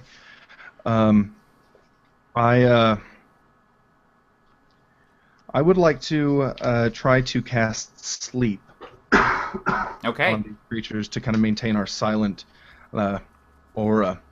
Basically, I roll 5d8, and the total is how many hit points of the creatures this spell can affect. Yeah. Cool. By the way, shout out to Paul Messia, who created these awesome freaking sheets with all my spells on them for nothing. Oh, nice. Just out of the blue, Awesome. volunteered. His channel is Hollow Wanderer. Paul Messia, Hollow Wanderer. Dude, you rock. Okay. Yeah, he's great. I played in AJ Pickett's game with him. He was great. Oh, nice. Okay, so now does this mean, because I've never cast this spell before, does this mean, like, let's say I roll 20, it only affects people with 20 hit points or less? No, basically you roll it, and if you roll a 20, you could put one creature with 20 hit points to sleep, or two creatures with 10 hit points each. So basically, the total number of hit points you roll is the number of hit points among all of the creatures you want to affect. Okay, so you know what? I would actually probably now when I move forward, what do I see?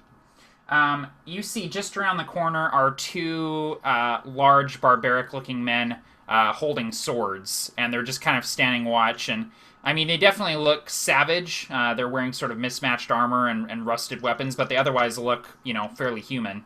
Okay, now I would definitely try to put them to sleep. Okay. Or put someone to sleep. So 5d8. I have a total of 8. 16, 17, and that is a 25. 25? What does this spell look like as you cast it? You know what? It looks like absolutely nothing. I kind of hold up the staff and I twist it a little bit, and theoretically they should just... Yeah, both of them kind of like look at each other like, I feel kind of weird, and then they both just slump against the wall and slide down the wall completely unconscious. And Nice. Dagrim kind of lifts his visor a little bit so you can see his eyes, and he's like, and then puts his visor down, and he motions you both forward and moves towards the door. Excellent. That's a cool spell. And as we're moving, I look over to Dice and I say, "Well, that was useful, but there's no blood." Sometimes that's better. Just sometimes. Okay, I've never heard of that before, but And I do Well done. motion. I look to these people on the floor, and I look to Eridon, and I hold up my dagger, hilt out, handle out toward him, and I kind of look at the bodies on the floor and saying, I say, these are some of the people that want to go attack Falhast. You want to finish him off? I won't object. all right. And yeah, I'm gonna draw my sword. I'm gonna kind of put my bow over my shoulder for a second, draw my sword, and I'm doing it straight through the chest. Okay. Yeah, you finish these two guys off, and you kind of feel Dagrim's gaze through his visor as he looks at you as you do this, but he doesn't say anything, and he just kind of continues forward towards the door. Okay. Brasswick, flashing back to the other side of town. A battle with two ogres is happening. Brasswick, you have just hit one ogre across the jaw with your axe, and he's still standing, towering above you, wielding his cudgel, and he's going to take a swing at you. Uh-oh. I will brace for it. 2d8. Okay. Was that the action fighting music that you were doing? Yeah, that was the really awesome fighting music. Oh man, he swings his cudgel. You easily dodge out of the way. Jurgen, same for you. He's gonna swing at you. And he actually manages to just barely hit you for 7 damage. Smashes this cudgel into your side. Oh, wow. Ugh. Ouch. And he just Okay. grazed you, too. I know, and I missed him. All right, Brasswick, you're up. All right, so now I'm going to try and hack at the other side of the jaw Okay. with, like, a backhand. And that would be armor class 12... No, 13? 13 is a hit. Yes! And so as I do it, I kind of swing back with 7 points of damage across the other side of his jaw. Awesome. Yeah, you're whipping this guy back and forth with your axe, just, and he's kind of. Nice. You see some teeth kind of come raining out of his mouth as you hit him a second time, and they kind of plink off of your helmet as they fall. All right, Durgan. All right, so I'm very upset here. Just this frustration of like, so I'm gonna try to swing with my offhand, just really hit him as hard as I can with the maul. Okay, go for it. All right, so 20, not a natural 20, but a 20. Yeah, that's a definite hit. Awesome. 7 damage. 7 damage. Okay, awesome. Okay, and more bolts fire off from behind you guys. Ooh, nice. And 2 of them hit the one in front of you, Durgan, sinking deep into the flesh. Let's see. 15, okay, and this actually brings the ogre down to one knee as these, in addition to your hit, the bolts kind of sinking into him. He kind of drops to a knee. Nice. Kind of spits up some blood, and a third one hits the ogre in front of you, Brasswick, and it actually hits him dead in the center of his head, just poof, and his head kind of snaps back, oh, wow. And he drops the cudgel, drops to one knee, and then bowls over, and as he bowls over, he hits the side of a building, and this old melted stone just gives way, and the ogre just falls into the side of the building, toppling over, and this big plume of dust sort of goes up into the sky, and on the other side of town, Eridon and Dice and Dagrim are standing outside of this tower, and you hear, and you see this plume of dust sort of come up into the air, and Dagrim says, "Well, they're keeping them busy." That's good. That's what we want. And Dagrim's standing at the door, and he says, "Do we want to be quiet, or should I kick it in?" I look at Eridon. I think you're muted. Sorry, Yep, I'm muted. He's trying to be quiet. Apparently, Brasswick did cast silence. Yeah, okay. Sorry, what was the question? Dagrim's kind of with his boot poised at the door, and he's kind of like, "Should I kick it in?" And I just nod to him. Let's do it. He kicks the door in, comes in, checks the corners, ushers you guys in, and behind you the rangers file in as well. So there's a spiraling staircase going up this tower, and as you enter, you're actually you get a little bit of deja vu, because if you took all of the furniture out of the Wayward Wanderer, you assume this is kind of what it would look like. It has the same floor plan with the staircase spiraling up the center.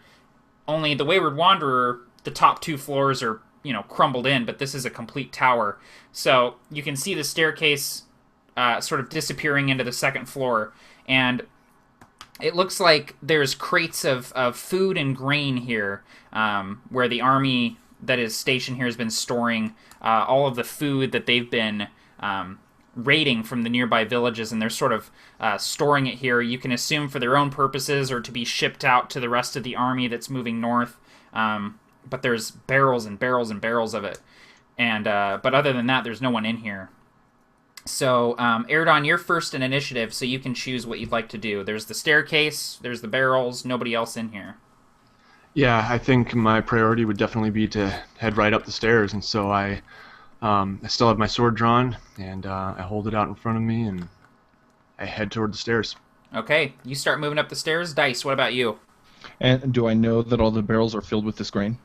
Yeah, it looks like from the barrels that you can see like grain kind of piled up in it, and like wheat sticking out of a few of them. So it definitely looks to be, for the most part, food. And you see too, like in the midst of there's some kegs of mead and things like that as well.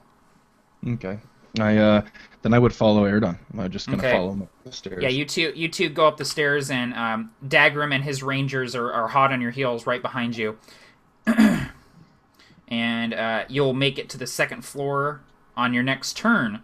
Awesome. For now, we flip back over to the other side of town. Brasswick, the ogre has just fallen in front of you. Durgan, the guy in front of you, is still barely alive, so he's going to take a swing. And he misses. You duck under his cudgel as he swings with it. You hear it. You feel the wind of it as it whistles overhead. And Brasswick, it is your turn. And you said he was kneeling on one knee? Yeah.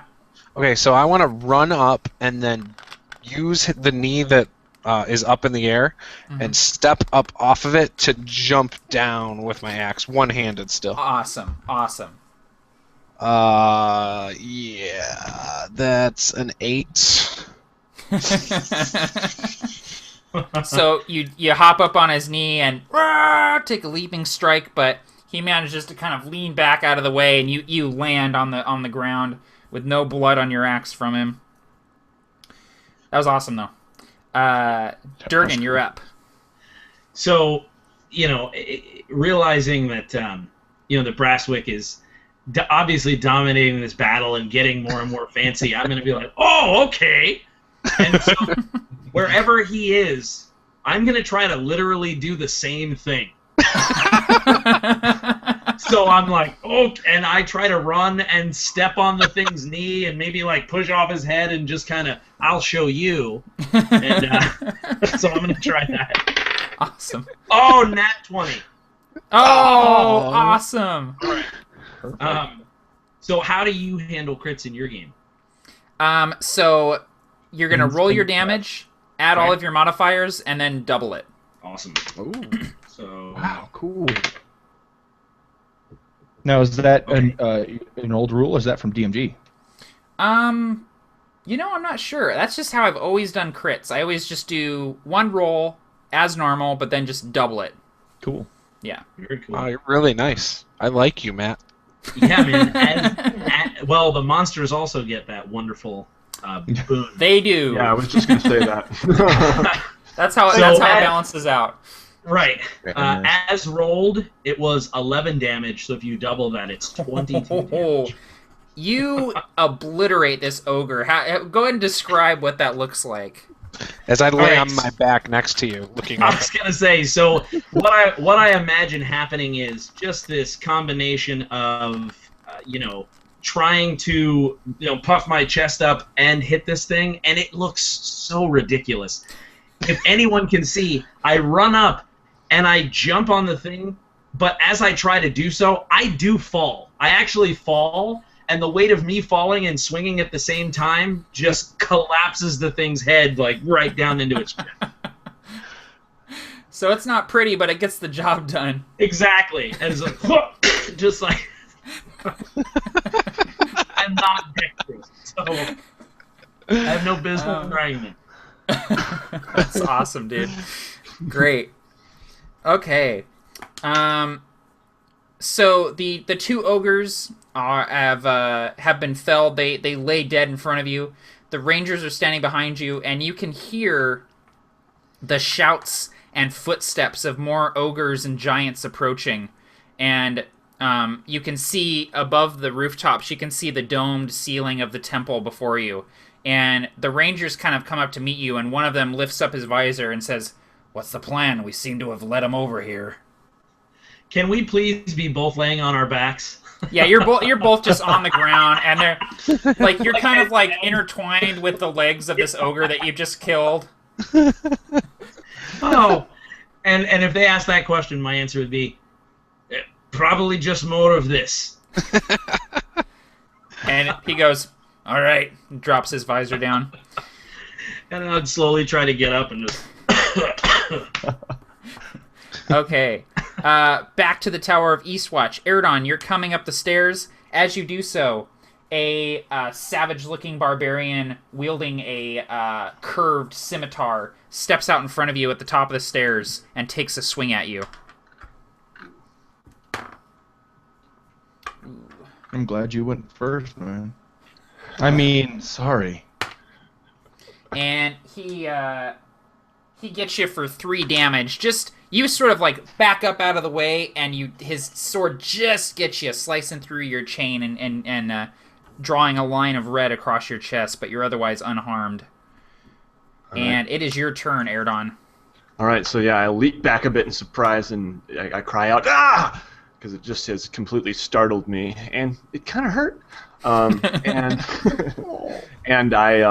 but I immediately regain my composure, and I just lunge forward with my sword. Okay, awesome. And that would be an 11. No, that would be a 10. 10 is not quite enough. He's got some a bit of dexterity to him, and he's wearing some crude leather armor, so your blow doesn't pierce his armor. Dice, you are up. I would kind of... can I see around him? What's the opening like? The stairway is wide enough where you can see, and they're sort of like circling each other at this point. So you've got clear line of sight to the barbarian. Okay, awesome. Then I would, you know what? I'm gonna go with an old-fashioned magic missile. I'm gonna hold my staff out, and this kind of blast of icy mist just strikes out at him in a bolt, and I will do all the darts. All three of the darts will attempt to hit this one person. Yeah. Okay, yeah, auto hit. I always forget about that.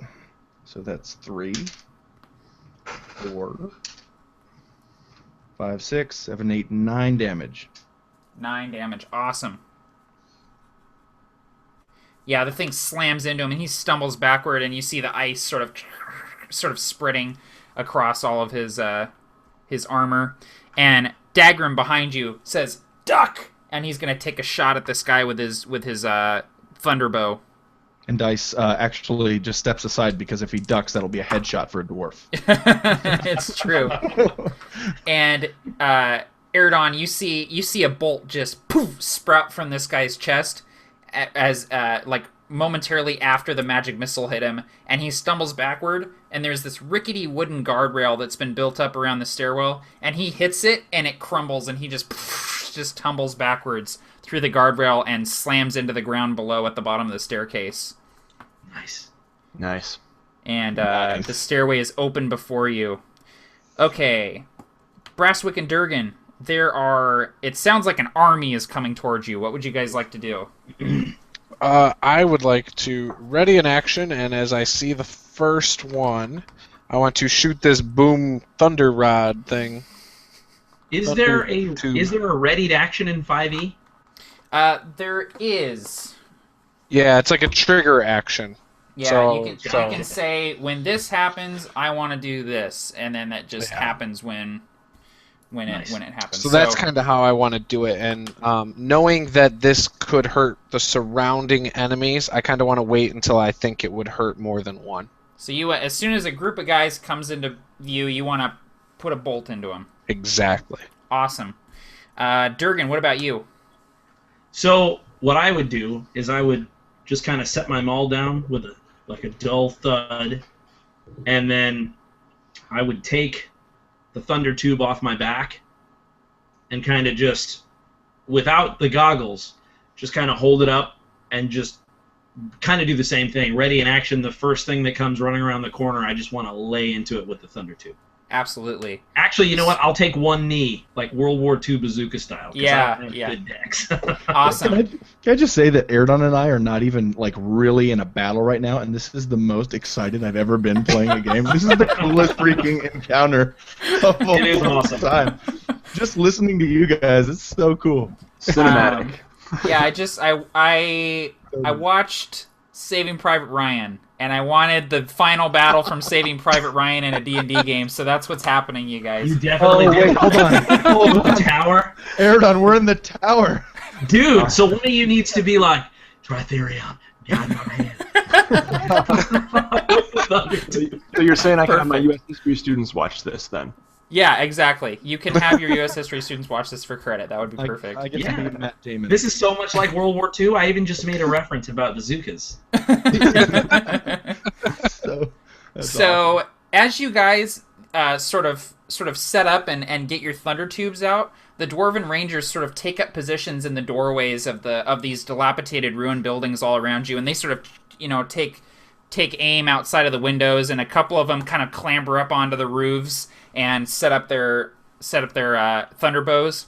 And soon enough, around the corner comes charging probably close to a dozen human barbarians flanked by 3 or 4 ogres, just comes thundering around the corner.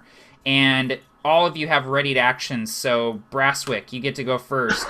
Yeah, so I have my shield planted just, enough to add stability, almost using it as a tripod. Gotcha. And aim for the biggest guy I see, and I roll a 11. Okay. Let me... Oh, you are so lucky. Okay. So, give me 8d6 lightning damage. Will do. And I hope the lucky means it was them, not me. Yeah, well, and I'm about to roll to see if you get toasted too. We'll see. Yeah, and I was struggling to unmute my mic. I was trying to be like, I don't suppose I can inspire Brasswick from the tower. You can do it, buddy! Rock, Brasswick! So I light whatever up for 33 points. Oh, man. Okay. So, the ogre that is sort of leading the charge disappears in a bright flash of light, and it's just like, as the light fades, it's just ash and bone fragments just exploding outwards, and the lightning continues chaining, and it hits 2 guys behind him, and they just completely just go down, and lightning, like, just holes get blown through their chests, and they just drop to the street right where they are. And you feel that, like, your hair is just up, like your beard is up in the air, just static electricity, just completely frazzled up in the air. And you manage to not get shocked because of your armor, but you're definitely feeling like, whoa, that was loud and bright. And awesome. Yeah. And smoke is sort of curling from the barrel of this thing, and you can just drop it whenever you want because it's been used now. So I'm so impressed. I don't know if I want to drop it, even though it has no more shots. So, Durgan, the thunder tube has gone off beside you, and you have also readied an action. So go ahead and make your attack. So two quick questions. Yes. The first one is, does my hair also rise with static electricity? Yes. So, I think the chain of events would follow such like this. I'd say, you're a natural! And slowly, as my own beard floated into my line of sight, in the periphery, I would realize that it is absolutely blue. Oh, no! and I would go, what in the 7 hells? And just for the sheer role-playing, I would like to take this shot at disadvantage. Awesome. So I'm going to go ahead, what in the 7 hells? And fire off my thunder tube. Okay? Alright, of the 2, the lowest one was a... what modifier would I add to this? Just my attack bonus? So you're adding your dex and your proficiency bonus. Plus 5,000. Okay. Yeah, well, my dex is low. So the highest of the 2 would be a 17, and the lowest is a 15. Awesome. Yeah. Give me 8d6 damage, man. Yes, dude. Oh my gosh. It's going to take a while. I only have 1. Oh, man. You can't roll a fistful of dice. Oh. Someone's been studying me. I know. I'm learning your strategies, Juice. 30 damage. Oh my god. Okay. Oh shit. Okay. So the lightning hits this ogre dead on, and just with Brasswicks, this thing just disappears in a flash of blue-white light that just poof, and ash and bone fragments go everywhere. And behind him, 5 more barbarians get hit with this lightning, and it's like Raiders of the Lost Ark. It's just chaining through them, and they just like jitter a little bit and then slump to the ground with these smoldering holes through their bodies. And as this lightning is going off, the thunder dwarves above on the roofs and in the windows are letting loose with their thunderbows as well, and a couple more barbarians just drop to the street with bolts through their chest. And even though there's still dozens of these guys left, as they're charging towards you, you kind of see some uncertainty in their face, like, oh shit, like we're gonna die, as they're sort of charging towards you with their weapons out. So back to Erdon and Dice. As you guys are going up this spiraling staircase, you hear thunder in the distance. Just loud, cracking thunder, like just on the other side of town. And Dagrim goes, "Music to my ears." Erdon, I think we chose the right way to go. Yeah, I'm glad I don't have to wear one of those helmets. That's all I can say. Let's hope they hit something. No kidding. And you guys make it to the top of the staircase, and at the top of this tower there's windows sort of all around the top. And out these windows you can see for all across the town. And if you look out, you can see ogres and barbarians in the streets, and you can also make out the figure of the hill giant known as Migrog, and he's sort of on the ramparts, and he's ushering everyone over towards the area where you know that Brasswick and Durgan are, and you can actually see smoke rising from that area where the lightning has hit. But you're definitely in range of some of these guys if you'd like to take shots. So, Erdon, you're up first. Yeah, so I turned to my companions and I said, I smell burning. That's either very good or very bad. But judging by that sound, I'd say it's very good. Let's hope so. And at this point, I am going to draw my thunder tube as well, and I have my helmet that I've kind of carried with me, which I put on the ledge, and then wait, are we like at the top of the tower now? Or yeah. Okay. And as I'm I put it on the ledge, and as I'm kind of getting out the thunder tube, I not so accidentally knock it off the ledge, and oops. Oh well, I guess I'll have to do without. And I lower my visor. Yeah. Dagrim's got his lowered, and you've got yours lowered now too. Yeah. All right. So yeah, I'm gonna take aim and take a shot. Okay. So that would be a 15. And what are you aiming for in particular? Okay. Are you looking for an ogre or? I would be looking for a larger group of people if there is a larger group of enemies, that's what I would definitely go for. Absolutely, yeah. You actually see what's probably the group of enemies that was guarding the tower before they got lured away, and you just sort of send a bolt through them. So with a roll of 15, you absolutely can hit one of the larger targets. So give me 8d6 lightning damage. All right.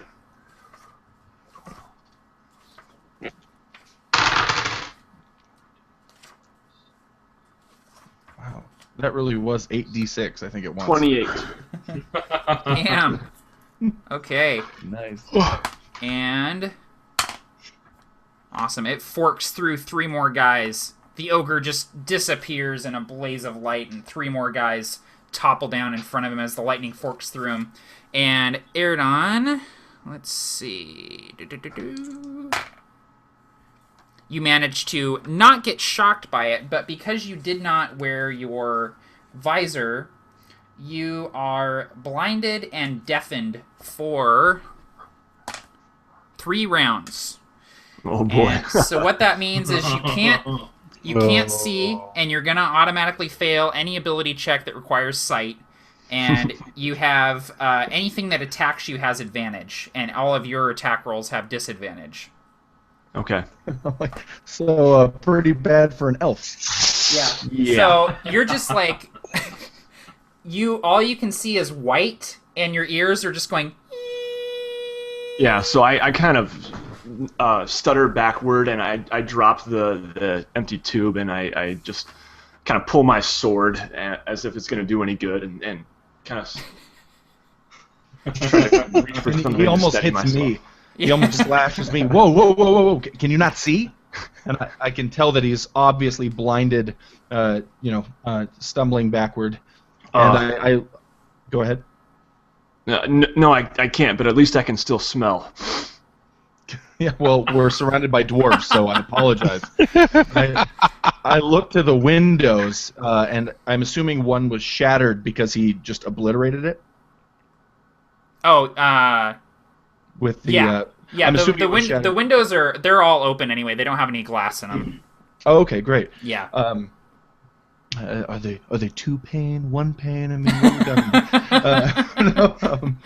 What's the craftsmanship? I look outward and knowing I need to buy some time for my friend, I kind of look at the Dice will look at this window, this opening, and just kind of grab his staff and grab his thunder tube, and he sprints toward the window and just leaps out of it. And as he falls to the ground, all of a sudden this wind just bursts from underneath him, and he kind of just lands like a Jedi on the ground, like a feather, as his reaction. And holds. He walks up. What does he see in front of him? What sort of enemies? You see a handful of ogres and probably close to a dozen barbarians who have all been running away from the tower, but now that lightning is emitting from the tower, they've kind of started to turn back and look over their shoulders. He holds up the thunder tube and he says, well, let's see what this thing does. And he pulls the, I assume, trigger. Yeah. Okay, so give me an attack roll with your dex, please. I'm going to spend an inspiration to have advantage. Awesome. Because I'm feeling like I just inspired myself. Yeah, and also that was the coolest thing I've ever heard of. You jumping out of the thing with your thunder tube and then feather falling down and firing it. That's badass, dude. Yeah. Thanks. I'm jumping out the window. What's that, Barker? I actually didn't say anything. Oh, I thought you said something. Sorry. Oh, I said I was worried he did not have a plan, but yeah, clearly he had something in mind. Erdon, if he could have seen that, would have thought, "What on earth is he doing?" Yeah, and Erdon actually up in the tower, like, you hear Dagrams, or no, you don't hear anything. Actually, you're deafened. Never mind. Nice. Okay, so I roll an attack with inspiration, and that's a dex, right? Obviously, Yeah. since it's range. I'm glad I did that. That is 14, 15, 16. Am I proficient in bazooka? You are not proficient in bazooka. Okay, 16. But a 16 is enough to hit one of the ogres, so give me that 8d6 damage. 19.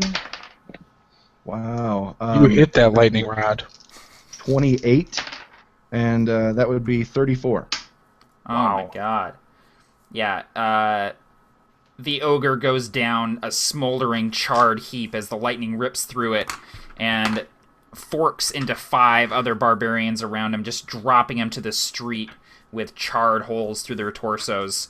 And the smell of burning flesh just fills your nostrils. And for a moment, no one probably will see it, but just maybe actually the enemies might. For a moment, the light that reflects off of Dice's face, or Dice's visor, Dice will realize that no, he's wearing a visor. No one sees anything. His face looks like a visor. Rad. That's it. He's having his own private moment inside the visor. Yeah, he is. He sees his own reflection in the inside of his visor. Yeah. It's very masturbatory kind of thing. Let's just, next turn. Cool. And so as you do this, you leap from the tower and land and do your shot. More bolts sort of arc out from the top of the tower as the Dwarven Rangers take their positions in the windows and start raining death down on the ogres and the barbarians. Okay. Going back to Brasswick and Durgan, a veritable army is charging towards you, and though you've ripped holes right through their ranks. They're still coming towards you and will be on you within moments. What would you like to do? I will go for the big guy, if there's any left. There are a lot of ogres left, yeah. Excellent. So I will run. I will drop the tube. As I'm running, I'm going to pull my axe out, and I'm going to try and slide on my shield past the big guy to get him from behind and be in the middle of everything. Okay, so and I want to yell, "Top that!" to Durgan. give me an acrobatics check to see if you're able to do that. 7? Oh, so you... Oh, really quick, you still have to say top that, no Yeah, matter what happens. Absolutely. You slide on your shield, Legolas style, and you're turning around to Durgan and you say, "Top that!" and you kind of run into the ogre's legs. So you made it to the ogre, but not past him. So am I like swinging at disadvantage now? No, just make a regular attack. You just weren't able to make it past him, so... That's not much better. 6. Yeah, no, he easily moves aside as you swing clumsily after stepping off of your shield. Oh my gosh. Alright, Durgan. So, the first thing that would happen is I would say, "How long has my beard been like this?" And his teeth slides by and says, "Top this," and then it hits the ogre in the leg. What I would try to do is, on my stout, short little legs, I would try to run past him and say, "Is this what you were trying to do?" And jump, like he said, kind of in the middle and try to just hit whoever is the most central. Just try to throw myself into the fray, boorishly, really. Exactly. Okay, awesome, yeah. So, I don't even know, is there a central figure that I'm kind of... Well, the ogre that Brasswick has come up against is probably your easiest target. You don't have to sort of run through the ranks to get to him, so... Alright, so then I would do that, and if I can, what I would love to try to do then is step on him to get some more height on the hit. So, and I roll a 15. Okay, first give me an acrobatics to see if you can get on top of Brasswick. Okay, how about a critical failure? Oh no! Now I do have the feat called luck, which basically, I have 3 points that I can use. So I'm actually going to use my luck point to re-roll that. Okay, go for it. I do too. I forgot. Okay, so it's a 2 now. Much better. How much lucky better. you are. Yeah, but. So my acrobatics roll is a 2. I'm just picturing this scene. Like, Brasswick is just like, "Look what I can do!" Like, on the shield, running into the ogre, and then Durgan's running up behind him and like trying to get up on him, and Brasswick's just like, "No!" Durgan's falling on his ass. Both of us keep saying, "Oh yeah, look at this," and then it's miserable. It's terrible. Like, And the Rangers are just shaking their heads and just taking more shots at these ogres and barbarians. I'm crying. Oh my gosh. You guys need to fight together always. I mean it. This has to be a thing. Oh man. Okay. So good. Awesome. All right. So, going back to the Tower of Eastwatch, moving away from the Three Stooges-esque battle that is happening now with Brasswick and Durgan in the Tower of Eastwatch, Erdon, you can see nothing but white and just ringing in your ears.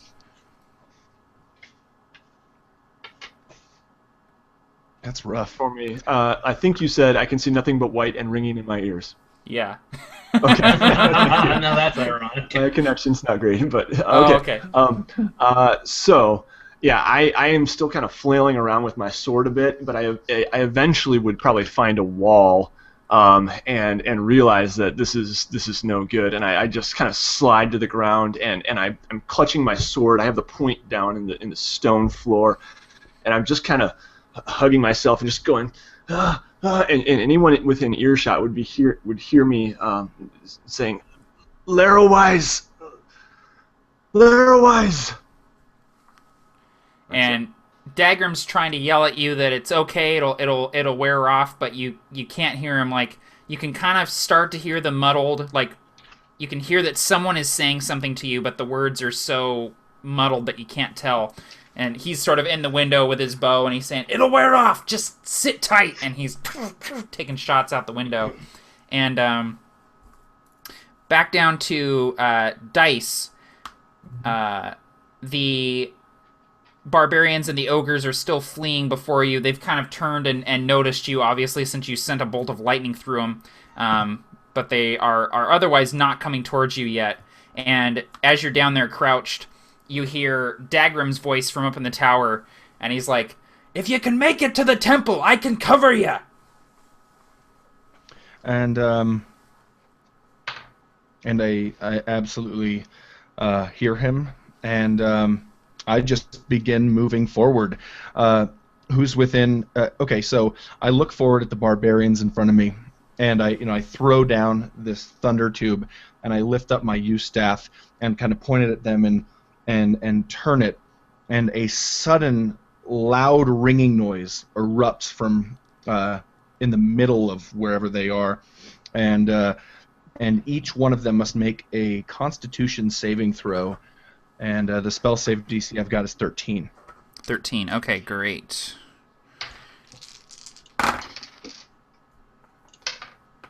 So we've got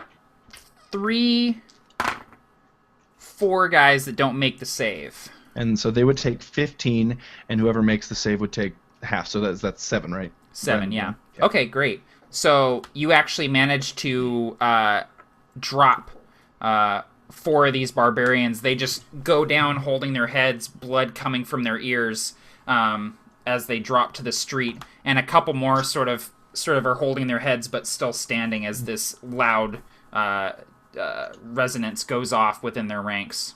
Okay, and I'm kind of moving. I'm holding this staff almost like it's a rifle, like I'm just, to continue the Saving Private Ryan references. Perfect. Just kind of continuing this going with now. Oh man, I should have asked if the blast shield will be necessary. No, you know what? I would shed the helmet. Yeah, you drop it. Okay. Yep. Cool. Okay. Is it just me, or has Dice become rad? Yeah, rad. He's always been. I think everyone has become super rad. Well, I mean, Brasswick and Durgan were rad, but their radness has decreased a little bit. But they stand the chance to bring it back, I think. I think they're rad in their own way. They're dwarf rad, man. Yeah, totally. Yeah, man. And I think it goes without saying, I'm moving briskly toward where I perceive as the temple. Yeah, absolutely. Yeah, you're moving towards the center of town. It'll take you a couple of turns to get there, but you're definitely moving in that general direction. And as you do so, you're also moving closer to where the battle is taking place with Brasswick and Durgan, which is where the camera will pan. It's just this mass of barbarians and ogres, and they're getting pelted with bolts from the rooftops from these dwarven rangers. And there's sort of a congregation in the middle of this battle where Brasswick and Durgan are both sort of surrounded by enemies after attempting some acrobatic feats. So, Brasswick, you are up. Yeah, so this ogre, I kind of take my shield and I toss it up to him and I say, "Catch!" And I take my axe and I try to plant it right into his head, two-handed. Okay. All right, 15. 15 is a hit. Ooh. 10 points. As I come down into the side of his head. Awesome. I just look at Durgan and I wink at him. With a black eye. And Yeah. He might be able to see it through the visor that I'm still wearing. And Brasswick and Durgan, both of you notice that you can see the Tower of Eastwatch from where you are, and you can see there's bolts and also lightning sort of streaking out from the windows at the top of the tower, so you know that your friends have made it safely to the top of the tower at least and have joined the fray. So, Durgan, that brings us to you. So what I would do is if he hit the ogre with his axe and said he wanted to bury it into his head, I would then try to take my maul and hammer the axe in. Awesome. Right? Is the ogre just holding my shield too? Yeah, he sort of like put his hand up and caught it as you threw it up at him, and then boom, you just kind of hit him with your axe. Yeah. So I would absolutely love to just try to bury the axe even deeper. Yes, go for it. All right, so 17? 17 is a hit. Awesome. Is that like double damage?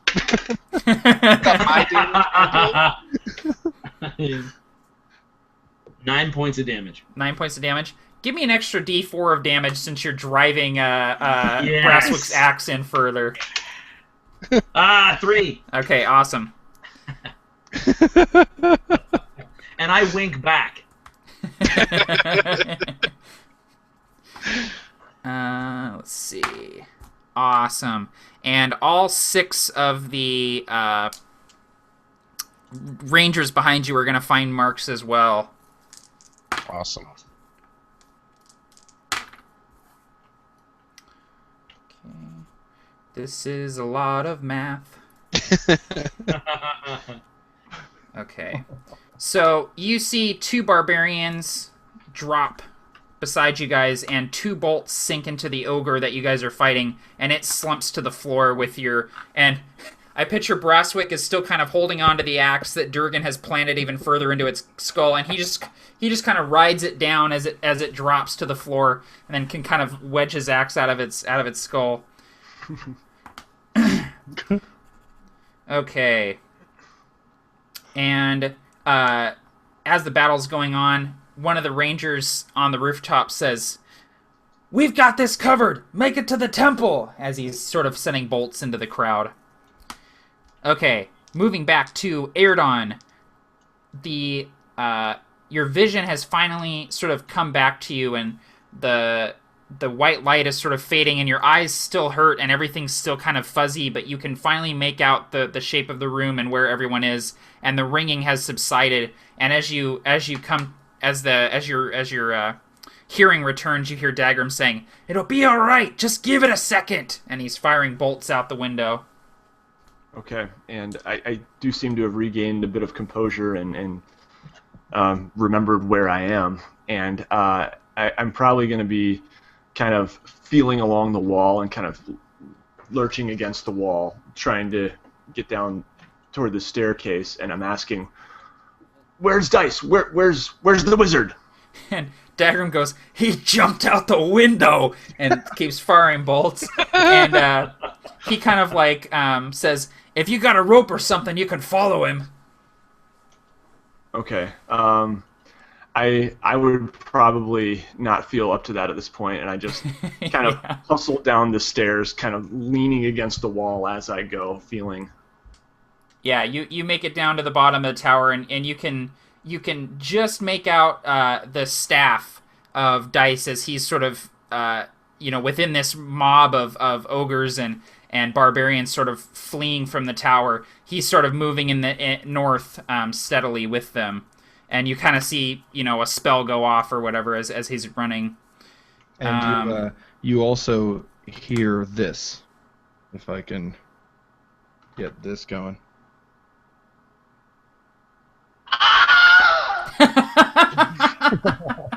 Yeah, lots of Wilhelm screams happening in this battle. Yes. I guarantee it.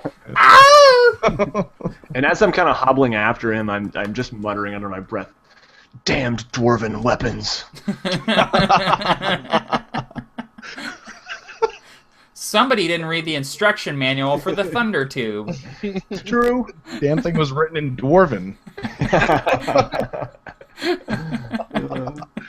All right. Bitchin is dwarven for helmet, right? Yeah. All right. So dice. What would you like to do? You've got a mob of guys in front of you as you're moving towards the temple. Okay, so the quickest way to the temple, is it through the mob, or is there an alleyway that I might be able to kind of You can definitely duck into an alleyway. You can see the dome of the temple, so it's easy enough to move through the alleyways to get to it. So if you kind of want to duck out of it, you can easily do so. You know what? Right now, Dice would not do that. Dice would hold his staff in one hand and hold his arms out, and this cloud of mist out of his breath, out of his mouth breathes this steam, as if you're standing there on a freezing night, even though the weather is not so cold at all, maybe. And out of this mist grows and swirls in front of him this massive cloud of icicles that just begins spinning towards these whatever creatures are in front of him. And he says, and I fill the air with these kind of spinning dagger, icicles type of things. Yes. And in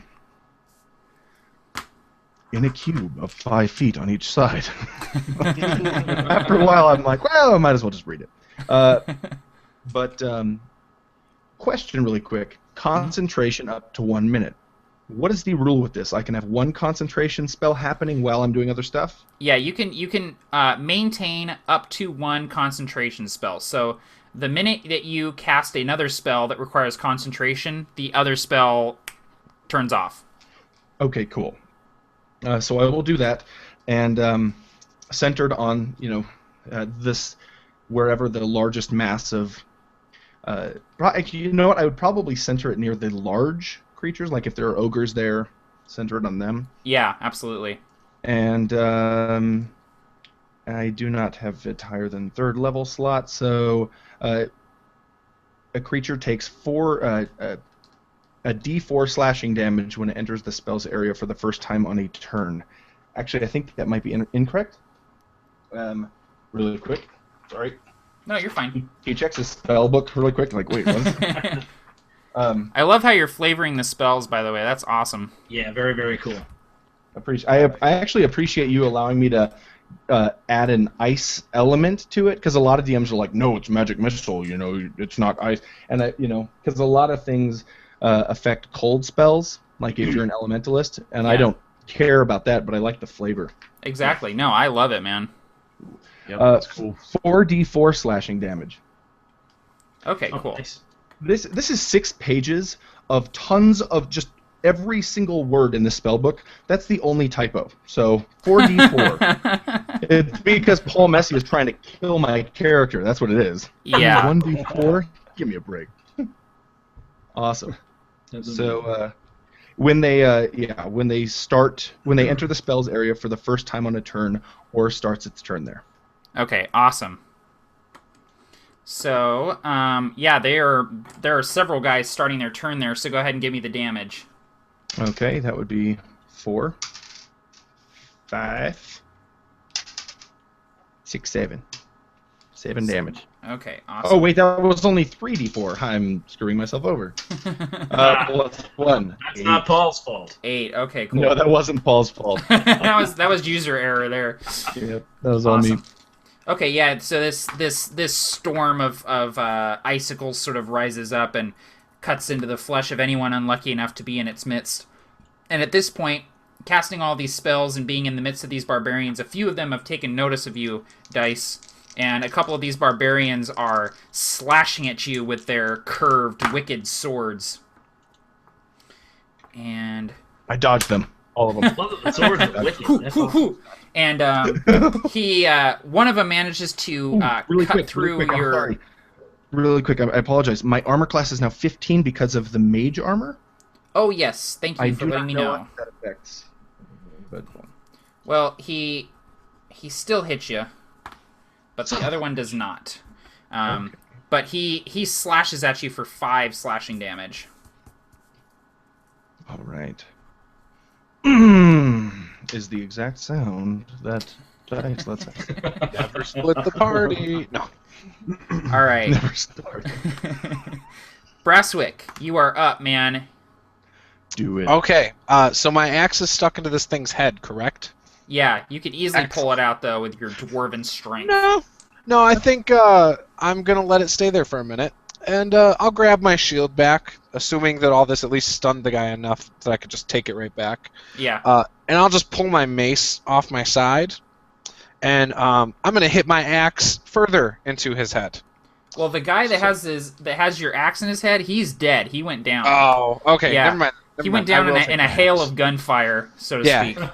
Yeah, no, then never mind that idea. I'll take my axe out of his head. Okay, And cool. then, Yeah, you wrench it free. Yeah, so I got my stuff.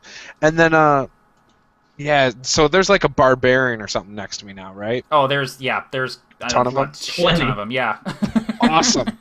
So And they're then, huge. so then I want to charge at one, and I'm just gonna put my axe in their chest. All right. No, I'm not. 6. He brings up his own blade and parries your axe as you charge towards him. And when you wrench your axe free of that ogre's skull, by the way, a spurt of blood just kind of goes onto your armor as you wrench it free. This visor's handy. Yeah. It is. All right, Durgan. So I would probably just look around trying to assess who would be the biggest and the strongest, and then just go for that particular creature. So, is there someone particularly bigger and stronger than the rest, or are they all looking pretty even? They're all looking pretty even. There are a couple of ogres near the back of the ranks, but it would require you to try and move through a bunch of barbarians to get to them. Yeah, I wouldn't probably do that tactically. What I would do is then, just crush the fodder, whoever was closest to me. Just taste them all. So I'll go ahead and try a good old-fashioned double-handed attack. 19. 19 is a definite hit. Sweet. Awesome. Oh, nice. 12 damage. Awesome. And I'll yell "show off" over at him. Yeah, you drop the nearest barbarian with a mighty swing from your maul. Perfect. And as you do so, the rangers continue pelting down. Oh man. 5 more shots find their marks. Where the hell are my dice? Where's my other D10? There it is. You could just go down to a D8. Hey, what's that really Wait, no, gonna do? not for the good guys. Never Not for mind. the Rangers. Oh, yeah, oops. Awesome. So they drop 3 more barbarians with some well-placed bolts. A couple of them go right through these guys' heads, and a few more sort of sink into their armor and drop them to the street. And the ranger who yelled at you last time yells again. He says, "Get to the temple! We got this! Keep moving! Keep moving!" And he's firing like crazy down into the mob. Always yelling at us? Yeah. Oh, okay. And that brings us back to Erdon. You were at the bottom of the tower. You can see Dice running away into the mob, and your vision and your hearing are feeling better by the minute. Okay, yeah. So I'm gonna kind of I shake my head and I just I keep running. And would I be able to reach him with catch up to him? Like, how far away is he, basically? If you used your turn to do a dash and basically do double movement, you could catch up to him. Okay, then I'm going to do that, and then I'm also going to use Action Surge to gain an extra action. Awesome. And then I would be able to attack. So I just, now that I can finally see again, I just sprint like I've never sprinted before. And as I'm sprinting, I leap over a helmet and realize, oh, that was mine, and then I leap over another one. And, notice that Dice no longer has his, and yeah, I still have my sword out, and I'm just going to rush to the one that's closest to Dice, yep, and take a swing. Okay, go for it. And that would be a 22. A definite hit. That's awesome. And When you're not deaf and blind, man, you can hit some shit. not last time. Right. 5 damage. 5 damage. Okay. Unless So- it's a boss fight. Yeah. So Dice, this barbarian that has just slashed you, he slashes you. You kind of stumble backwards, and you see a sword pierce his side. And you look over, and you see your friend Erdon has come up behind you in the fray and sunk his sword into this guy who is still standing but is not looking too good. And as I do so, I say, "Thought you could leave me, eh?" When you see Dice's face, you see something that looks almost like a rotten malice, and it quickly dissolves into, "You're back." Like, hey man, when you gotta go, you gotta go. And I apologize to all our viewers. That's the only thing I could think of to say. Wow. Okay. So, and then I would, you know what? I would look at the other one. Right? There's another barbarian in front of me, Yeah. and I would just Gandalf smack him in the head with my staff. Awesome. I'm assuming quarterstaff like. Yeah. It would just be a quarterstaff. All right. Cool. So, I get a +3 because I'm proficient. That's a 20. That is a hit. Yeah. Nice. And I would be using 2 hands because that's how I was holding it. So that's Yeah. D8 plus 1 damage, and that's a 4. Okay. Whack. Yeah, you bonk this guy on his noggin with your quarterstaff. Nice. Okay, and you see the temple sort of rising up above you as you guys continue to move through the streets. And as you're doing so, the sounds of the battle that Brasswick and Durgan are involved in are getting louder and louder, and you can hear, more bolts being thrown around. And over the din of everything, you can hear Migrog sort of on the ramparts, and he's yelling at Giant as loud as possible, and his voice is carrying. He's got those giant lungs, so his words are definitely carrying. But unfortunately, none of you speak Giant, so you can't understand what he's saying. But his words have an urgency about them and a almost a hint of desperation. And if any of you look over to the ramparts where he is, you actually see him. He grabs his club and he hops down off the ramparts, and you feel the ground kind of shake beneath your feet as you're moving, and you lose sight of him. But he is off the ramparts and in the city proper now at this point. And that brings us to Brasswick. How far away is that? The big guy? If he's moving pretty quickly, he's probably about 2 or 3 turns away from you. So like maybe 120 feet? Yeah, about that. Perfect. And I can see him? You can't at this point because, well, actually, he's tall enough where, yeah, you could. Okay. But he's got like 3/4 cover. Yeah. Okay. Yeah, he's definitely got some cover because there's a bunch of buildings between you and him. You can just kind of see his top half as he's moving towards you. He's like working through the different requirements for the spell. So Yeah. nice. Let's see, what else? What else? Yep. I've been waiting to use it. I'll wait for that. That's awesome. And so all the dwarves were telling us to get to the temple. Then. Yeah, Yes. they're saying get to the temple. We got this. Get to the We temple. got this. Get to the temple. Okay, so I look at Durgan to try and feel out what he's gonna do, and then whatever he's gonna do, I'm gonna do. Okay, so you were waiting for you were readying an action. Whatever Durgan does, I'm gonna do it. Yep. Okay, cool. Durgan. Perfect. So with my experience with giants, I think I would probably know like some keywords. I wouldn't be able to speak it fluently, Right. but you know what I mean. So is there any kind of check I can do to try to make out what he was yelling? Yeah, just give me a flat intelligence check. Okay, and flat it will be because I have no modifiers. I was gonna say dwarven intelligence. Yeah. It's just a D20. Hey now. Sorry. Oh, it's okay. You didn't hear that. Right. You didn't hear that. My intelligence is pretty bad. Yeah, mine is it's a 10. But -2. Negative well, I 2 got as well. a nat 15. Oh, Just a nice. 15.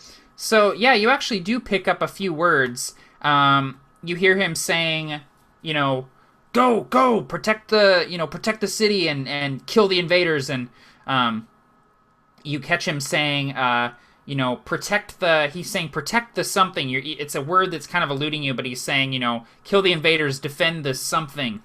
Right. All right. Well, I would then kind of give a glance at Brasswick, and based on my body language and kind of my eyes, if I can, is there some kind of a peripheral way that I can just do a little stout dwarf sprint, like toward the temple without getting a ton of attack of opportunities? Yeah, if you just want to do a disengage action, you could just book it towards the temple away from these guys. That's what I'd like to do, and kind of, you know, tilt my head like quickly over at Brasswick, like, hey, let's do this. Yeah. And then I just my little dwarven feet. I picture like a plume of dust behind your feet as you just run away. And then I just book it towards the temple. Okay, you do so. You kind of duck into an alleyway and start heading in that general direction, and the sounds of battle start fading behind you, and you can still hear the bolts finding their marks and the thunderous feet of the armies. And then Brasswick, you see Durgan incline his head and then start taking off. I am not going to use a disengage action. I am going to sprint after him, so letting whoever try to swing at me. Okay. And if I think I'm going to be able to get a clear shot on the really big bad dude, I want to do a ranged spell. Okay. But only if I have a clear shot of it. It's...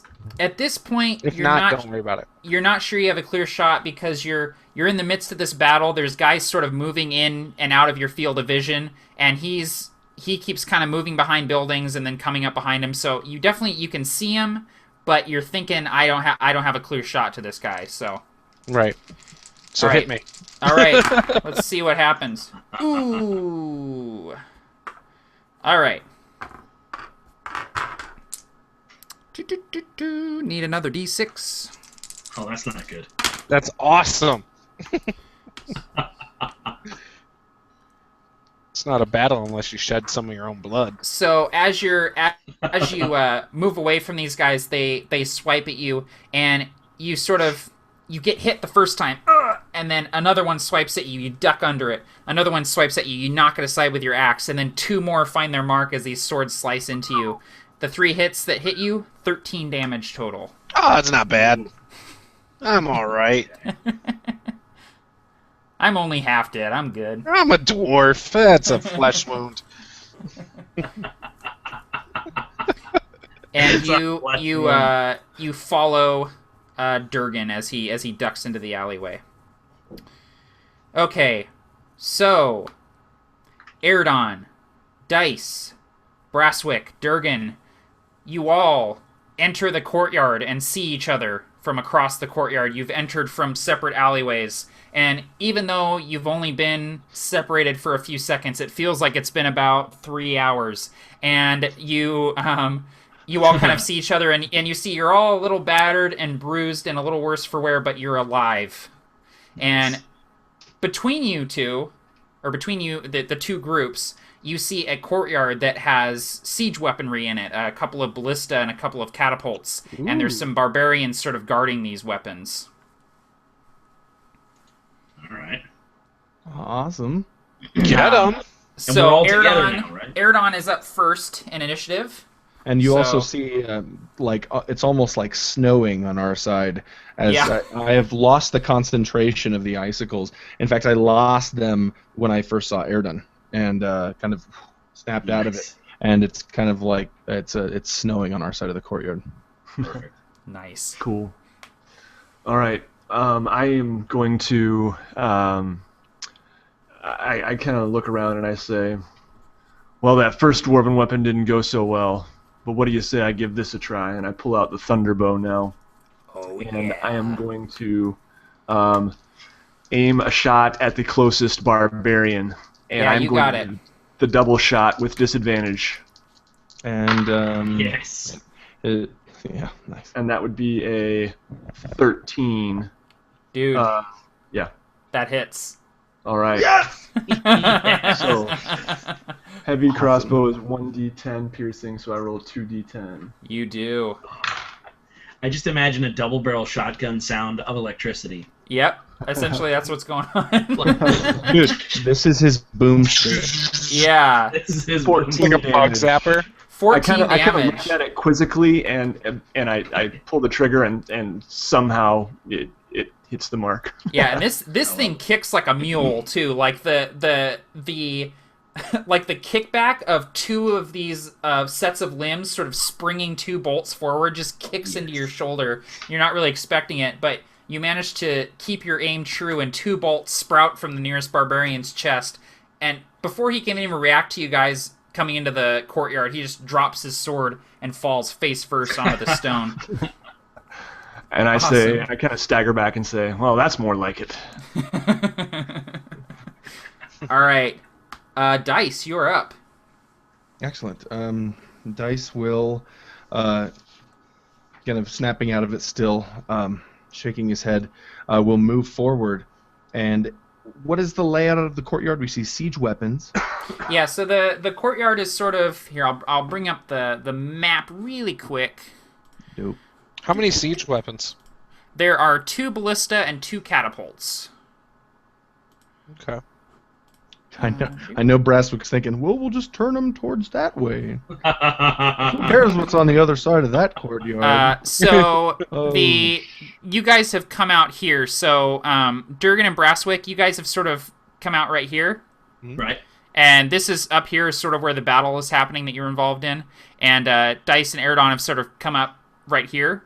So the barbarians are sort of standing directly in front of the courtyard, and there's 1 ballista and 1 catapult sort of on each side of the temple. And it looks almost like they're not set up to use. Like they're not... Obviously, you could walk up and use it, but it's not like they're in good position. It seems like they're almost storing them here. Like they're getting ready to roll them out to a different place. So... Awesome. Nice. Okay, so Dice would probably go attempt to go into the temple. Are there people in front of it kind of guarding it? They're sort of around the siege weapons. It'd be easy enough to sort of skirt around them and move into the temple. I would like to do that almost kind of without being seen. Okay, If I could- yeah, so maybe give me a stealth check to try and see if you can do so without them taking notice of you doing that. Will do. It's a +2. Bring it! Oh, that's a 5. Oh, nope. So the, Nope. Close. you move towards the temple and you start walking up the stairs towards it, and one of the barbarians sees you and is sort of taking off after you as you move towards the temple. Okay, so is that my turn? You moved. You have an action still. Okay, all right. Then I will kind of say, and hold up the staff and magic missile. You got it. Wow, 1. Yikes. 4. 6, 7, 8, 9. 9. All at him. All at This that guy one is not looking good. He stumbles back as the force of your spell slams into him, but he is still standing. Okay, Brasswick. So you've seen one of the barbarians go down to Eridon's Thunderbow, and Dice is moving up the steps of the temple. What would you like to do? As I see him dash for the steps of the temple, I am going to run in that direction as well to get to the temple, avoiding any of these barbarians by the ballistas and things like that. Okay. But I do want to go towards, if there's any other barbarians that are up by the temple, I do want to attack them. Okay, yeah. There's no barbarians on the steps of the temple. There's just the 3 that were guarding the weaponry, and one of them is down. So, but as you're moving up the stairs, you definitely can attack the one that was going after Dice. He's not looking too good. He just got hit with a spell. So go ahead and give me your attack roll. 15. So That's as it. I'm running, I kind of hack at the back of this guy. Yeah. And then that will deal 9 points of damage. 8 points. I'm sorry, 8 points. He goes down. There, perfect. Yeah, he goes down. You just sink your axe into his back and wrench it free, and he drops to the stairs, and his body sort of ragdoll tumbles down. Keep up, Durgan! And Durgan, it is your turn. There's one barbarian still guarding the siege weaponry. So what I would do, especially with my own special brand of one-upsmanship. Everyone seems to be doing these ranged things and just like, basically without having to do much through range. So I'm going to try to grab one of my hand axes and just throw it right at the guy. Awesome. And so I'll try that and see how that goes first. So 12. 1 second. I think that might be a hit. Yeah, that's just enough to hit. Yes. So I sloppily just pull it off my belt and do a one hitter quitter where it's like. Awesome. And, so as the DM, where does that hit him? Did you say one hitter quitter? Yeah. That sounds dirty. I know. Dang, man. I would say it probably sinks into his torso, into his right in the chest. Perfect. So, and then thunk, and then if that's my attack action, would I still be able to move? Yeah. How much damage does that do? Oh, that's important. That is a 6 damage. Awesome. So yeah, he staggers back and kind of slumps against the siege weapons and draws his sword as he's still standing but not looking too good. Perfect. And then I would just charge him. Yeah, you got it. All right, Erdon. All right. So I am going to. Okay. So are we engaged with these guys? There's no sneaking away toward the temple, right? We're engaged. Yeah, there's just one guy left though. Okay. Yeah. So I'm just gonna drop the crossbow and in one fluid motion pull the bow off my back, the longbow, my new elven longbow, and I knock an arrow and I let one fly at this guy. And that would be a 13 to hit. That's a hit. All right. And 7 damage. Awesome. You actually pin this guy to the ballista that he's slumped against. So you pin him, he dies, and he just kind of hangs there, drops his sword as he's pinned to the ballista. All right, cool. And that's the same one that Durgan put a hand axe into, so you definitely feel a sense of accomplishment finishing what Durgan started.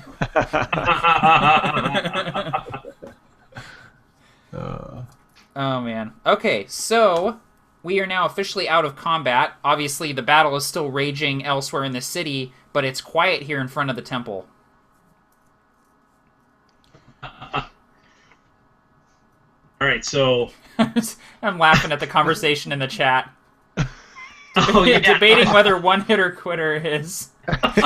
He's like, well, I've only heard it in UFC. It was like, yo, man, it's that one hitter quitter, meaning dude gets punched in the temple and then bag of potatoes. Right.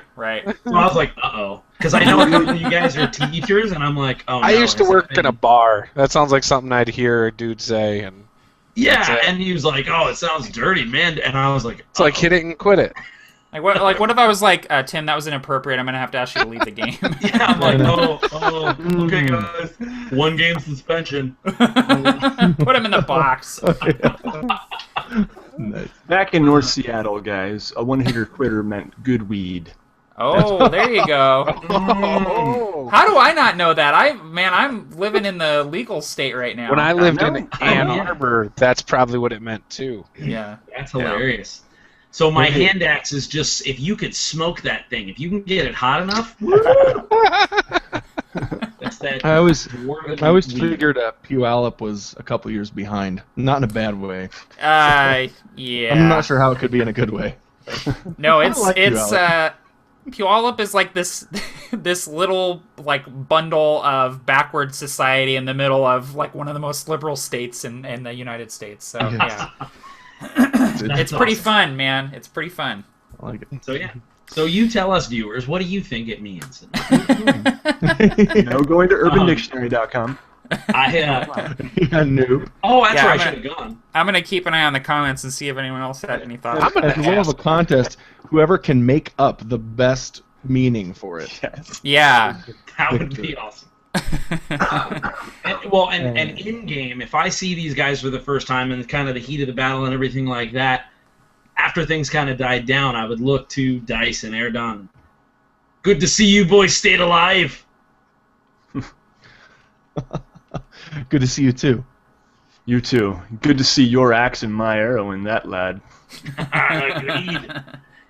It's pretty good teamwork for a dwarf and an elf. Not bad, not bad. I would go and retrieve my axe. You got it. I'd retrieve my icicles. Dude, they're water now. Fill our flat. I know. I'll fill our flat. And I do kind of Have wrench a my title. arrow out of this guy as well.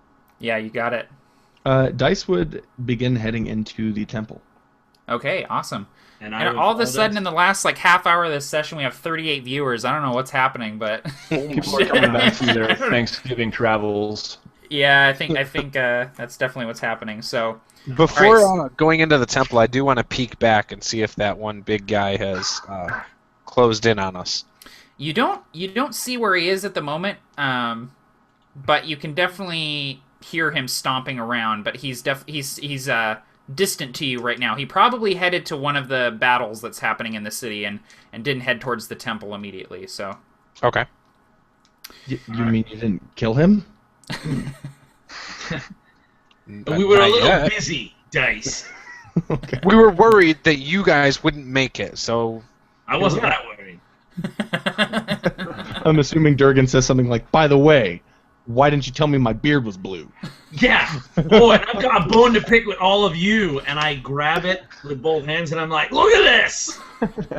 No, it's stylish. It's all the rage in Stone Rift. I don't know how that happened. We'll sort it out later. And so then I would kind of look to Brasswick, and if Dice is going in, I would kind of just go, tilt my head towards him, we ought to follow this guy. In we go. All right. So you guys enter the temple. The doors are sort of these big, wide, heavy double stone doors, and every inch of these doors is etched with these engravings that were likely beautifully detailed back in the Khazran Empire's heyday, but they've long faded and smoothed with time and weather, and so they sort of just leave behind these vague shapes of heroic figures and terrible beasts of the Khazran Empire. The whole place sort of harkens back to a time when heroes bested the evils that threatened civilization. It was the Khazran Empire was a time of great deeds and ancient primordial evils. When good guys were good guys and bad guys were obviously bad guys. But it's different now. And these doors open up into the vast nave of the temple, and I've actually got a map. Oh, Yeah!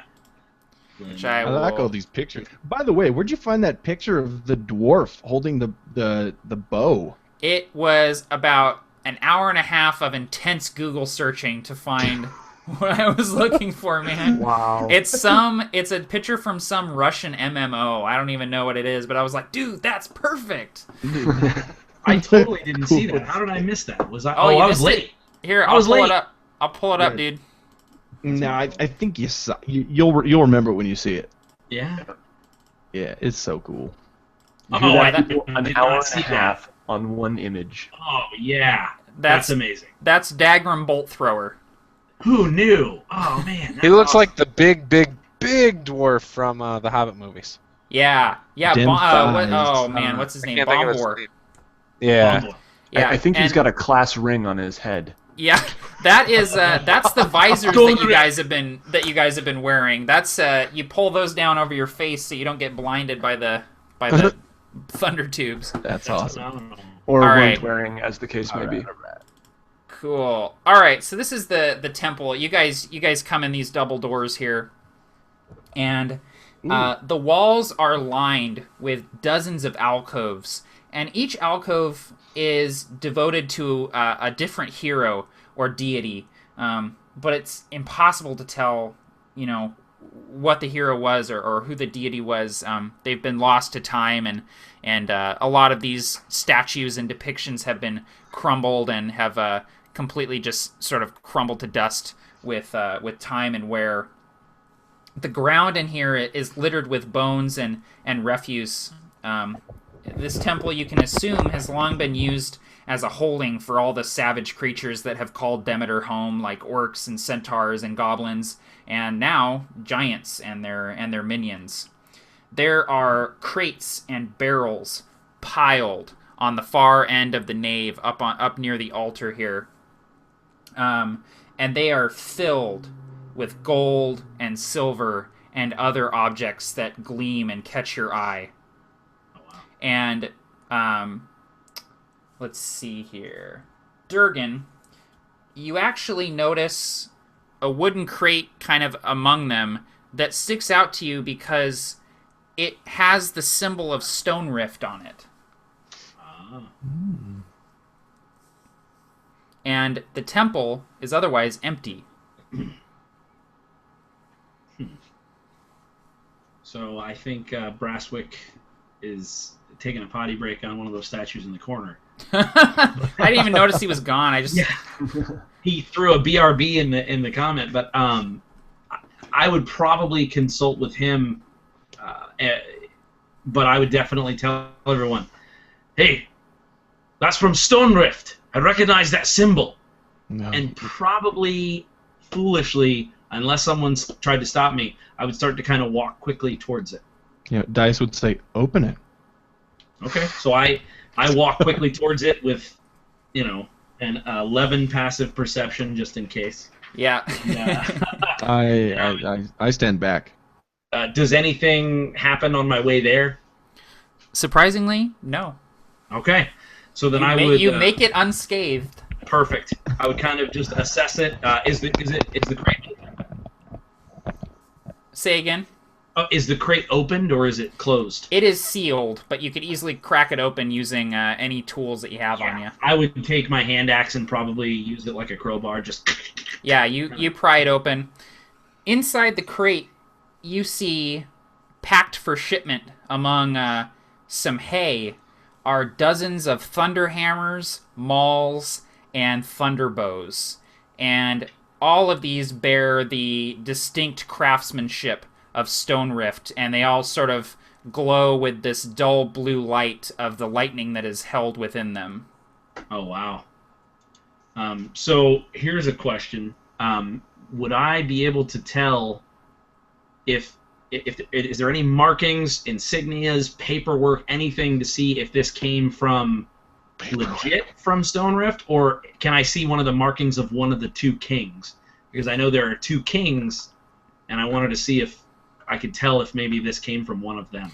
Yeah, you kind of search all over this crate, and aside from the symbol on the front, which is the hammer crossed over the lightning bolt, the symbol of Stone Rift, right? There's no markings on here, no sort of paper indicating anything, and it's just, it looks like it was packed and ready to go for shipment. Okay. Is Daggerman there with us, or is he fighting in the streets? He is not. He is currently sniping guys from the tower. Okay.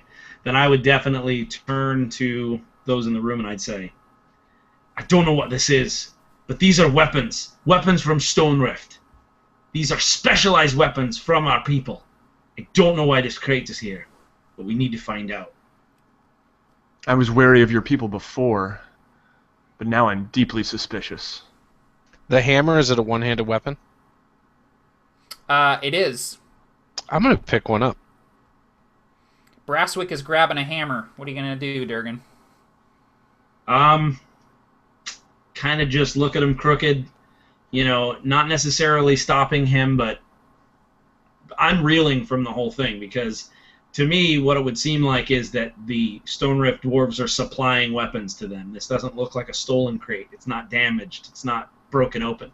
Yeah, it looks like it arrived here in really good shape. Right. So to me, I'm thinking. So I'm kind of reeling. I look at him, but I don't do anything because. Well, if you relay that message to me, I'll kind of look it over. Right. Since out of character, I was going to the bathroom real quick. And right. No. So I'll just put it back in the crate then. Durgan said you were doing it in character on one of the statues. Yeah, well, I was. Yeah. That's not. Man. This, even though the gods are forgotten in this temple, it's not cool to pee on their statues, man. That's very unclericy. I would never do that. You do whatever we want when you go OOC or when you go AFK. Please, I wouldn't urinate in the church. I would do it in the street like a civilized person. Okay. Like a civilized dwarf. Right. So then, I think my wits would kind of come about me, and I'd look at Brasswick and the others, and I would just say, might as well put them to good use. And I would pick one up, and I would hand it to Brasswick. Okay, Awesome. I'll take the hammer then. So Brasswick, it is a thunder hammer. It is for stats and stuff, it is exactly the same as a normal hammer, but it does an additional 1d4 lightning damage when you hit with it. Okay. Nice. And Durgan, there are mauls in there too. I would definitely be torn. I would kind of look, and I would just not knowing exactly what to feel. A lot of different things going on, but I'd grab one. You got it. Same as with Brasswick's hammer. It's a normal maul, normal stats and stuff, but when you hit with it, it does an additional 1d4 lightning damage. Nice. And I nudge you and I say, look at the bright side. At least we're still wielding dwarven-made items. Aye, and let's use them what they were made for. Squashing giants' faces. Yeah. So is this a light hammer or is this a war hammer? It is a... What are you holding right now? Well, a battle axe. Oh, right. I think I had him statted out as warhammers. Okay, cool. Yeah. Thank you, sir. Yeah, warhammers. And Eridon and Dice, what are you guys doing? So I'm still just looking very suspicious. I'm probably gonna grab one of the. There's some thunder sticks in there. There are some thunder tubes, and there's also some thunder bows as well. Yeah. Okay. Yeah, I'm gonna grab one of the thunder bows and say, well, this didn't work out too badly before, and I just kind of shove it in my pack and I say, Yeah. But that Dagram, he has some explaining to do. I have a feeling there's something he's not telling us. Agreed. I'll grab another thunder tube as well. You got it. You know what? Why not? I almost want to grab like 6. Well, there's 4 in the crate, so if all of you take one, you each got one. That's awesome. All right. They come with helmets and visors. There are visors in there too. Yeah. In my cool slow motion discarding of the visor, it was like, no. And the thunder tubes are actually the right size, and they have slings on them, so you can almost wear them like a map case, sort of on your back. They're not super heavy, and they don't take up a ton of room. Like the rangers were each rocking like 3 or 4 of these on their backs when they showed up. So. Well, if Eridon's not going to take one, I'll take his too. Yeah, I do take one actually, but I make sure I take a helmet and I tie that thing really tightly around the back of my belt. Well, realistically, these would be new ones, theoretically. So they wouldn't stink. They would probably be unused. All this stuff is like Advent. mint. Like it is fresh from the forges. You dwarves know how to work your metal, I'll say that. Agreed. Dice is busy checking the alcoves and just looking at the different statues, kind of taking guesses at, what a certain hero might have done, and moving on to the next one, and maybe taking another guess at, what their face might have looked like. It might see one that was actually defiled, maybe. Yeah, a lot of these have graffiti on them and have had parts broken off of them, and it's almost sad as you kind of wander the alcoves and look around because a lot of their faces are so vague now, and you imagine that a few hundred years ago when the Khazran Empire was in its prime, these may have been really, really beautiful sculptures, really detailed and made by really highly skilled artisans, but they've sort of just much like the Empire itself faded with time, and they just look dirty and gray and broken now. And Durgan would look to Dice and say, "Hey, if you see any scarecrows, don't touch them." He looks back at Durgan. He just laughs. And Durgan grins as big as possible. Hey, all right, Bluebeard. His smile quickly goes away. Hey, at least he has a beard. And Actually, Dice does have a beard, but it's not one of Call those. that a beard? Exactly. It's not one of those full-grown, beautiful, dwarven, laced and beaded and dreaded beards. No, it's actually, it's like No Shave November if I did it. So it's like a poof. it's sort of what I'm rocking right now. It's so much worse than that. It's so like in much patches. worse It is in patches, and it's becoming a very. There were little strands of gray in it, but it's actually becoming a little bit whiter. Do you want me to mend your beard too? Mend your face with my staff. Oh, Dice is getting brave. I would take that bet. Nice. So, and if you guys are looking in the other crates and barrels as well, there seems to be Yeah, lots of absolutely. shiny stuff. Yeah, Oh, let's yes, examine we are. them. Yeah, you find and Nah, we don't.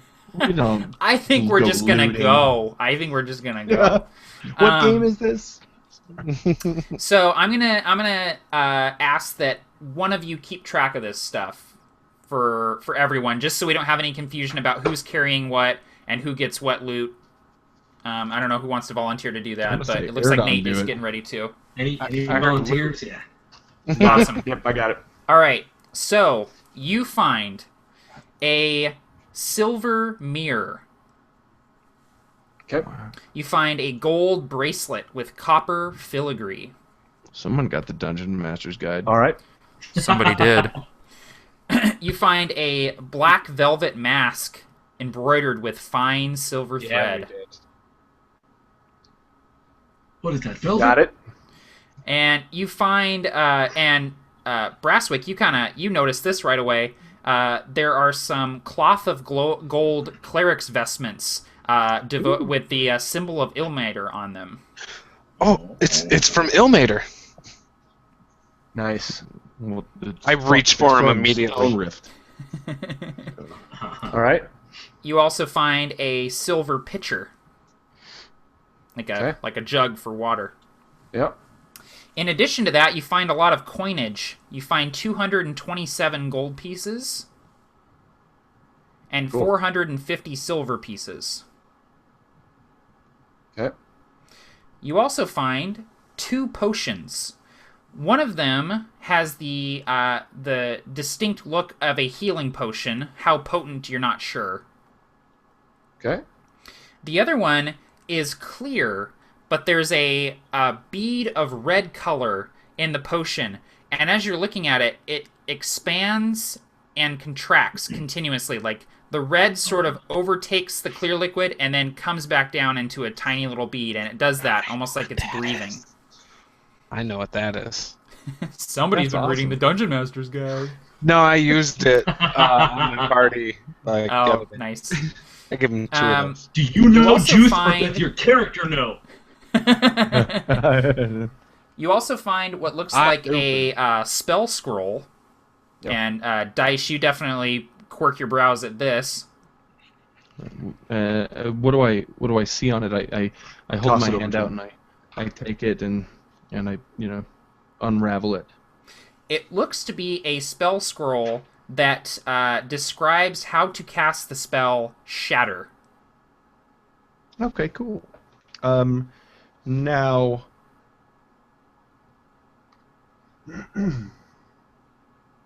Okay. I already have that spell, so whatever. Oh, well, sorry. No, so I rip it in half. No, I'm kidding. Are you sure I don't find something else? Are you sure? Well, actually, let's make this interesting. What And- language is it inscribed in, and what sort of paper is it written on? It is written in Draconic, and it is written on this really fine vellum, almost like a paper that has sort of a leathery sort of texture to it. Okay, and this is in a crate from Stone Rift still? The crates seem to come from all over the place, and you guys get the sense, looking through this stuff, that This is all like spoils of war. Like this is stuff taken from all over the place. There's there's crates filled with clothes. There's crates of food, and then there's these like rich items here and there. Heirlooms from families and things that have been taken. So it's clear that like as the army's been coming up, they've been taking all this stuff and they're just sort of dumping it here in Demeter. Awesome. I actually, in reading the spell, because I can read and speak Draconic, in reading through it, I kind of see something like, oh, I've been doing this not incorrectly, but inefficiently. Not very. I might be able to do it faster and without so much, noise in my own ears. Maybe something more instantaneous, not something that'll change the rules or anything, but something that I learned something by looking at this sheet. And awesome. Way to look on the bright side of things. There you go, man. That's perfect. Sweet. And then I rip it in half. Yeah. And then you find two more things. Yep. The first one is it looks like a really large emerald. And anyone who grabs it definitely feels that there's some power in here. And anyone in tune with arcane magic feels the power emanating from this thing. And looking at it, it looks like water sort of swirling on the inside of this emerald. And the light that is going through it and sort of coming out of the facets, it looks like light coming from, like if you're underwater and you're looking up at the sun, like what the light looks like in the rippling water. That's kind of what it looks like on the inside of this emerald. If it's being passed around, if Durgan had it in his hands, at first glance, he would definitely be impressed by the craftsmanship of the stone cutting. And then as soon as he realized it had to do with arcane magic, he would kind of just toss it to the next person almost like, ugh. Dice would look to Durgan and Brassbook and say, can either of you tell us is this dwarven crafted? I would say not. It's dripping with arcane magic. Of course it's not. Yeah. You're a dwarven wizard. That's racist. And Dice, if you get it in your hands, you can make an Arcana check to see if you can identify what it is. I will do so. 23. 23, awesome. This is an elemental gem. In times of need, you can throw this thing on the ground, cracking it open and summoning a water elemental. Ooh. And Dice would Dice might have read about this somewhere, and he would just kind of be standing speechless and look at everyone else and just stuff it into his pocket. Awesome. And that is a one-use item. So you use it once, you get to summon a water elemental, and then it goes away. I run out to the ogre, or what? Where's that? Well, before we leave, here, big boy. I was gonna say if we actually go to leave, what Durgan would do is he would ask everyone, have you gotten everything you need from the crate? Talking about from Stone Rift. Does anyone need anything else from the crate?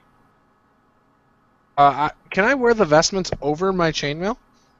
Yeah, I don't see why not. Okay. They're gonna get real crappy looking real fast.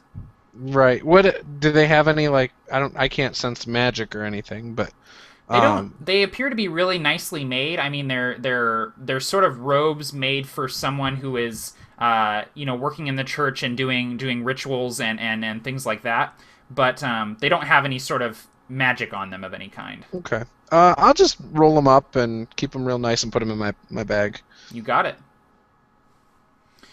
And then the final thing you guys find is, and you all kind of like your guts kind of sink when you find it. It's a dragon scale. It's a silver dragon scale. Knew it. Who has that ring?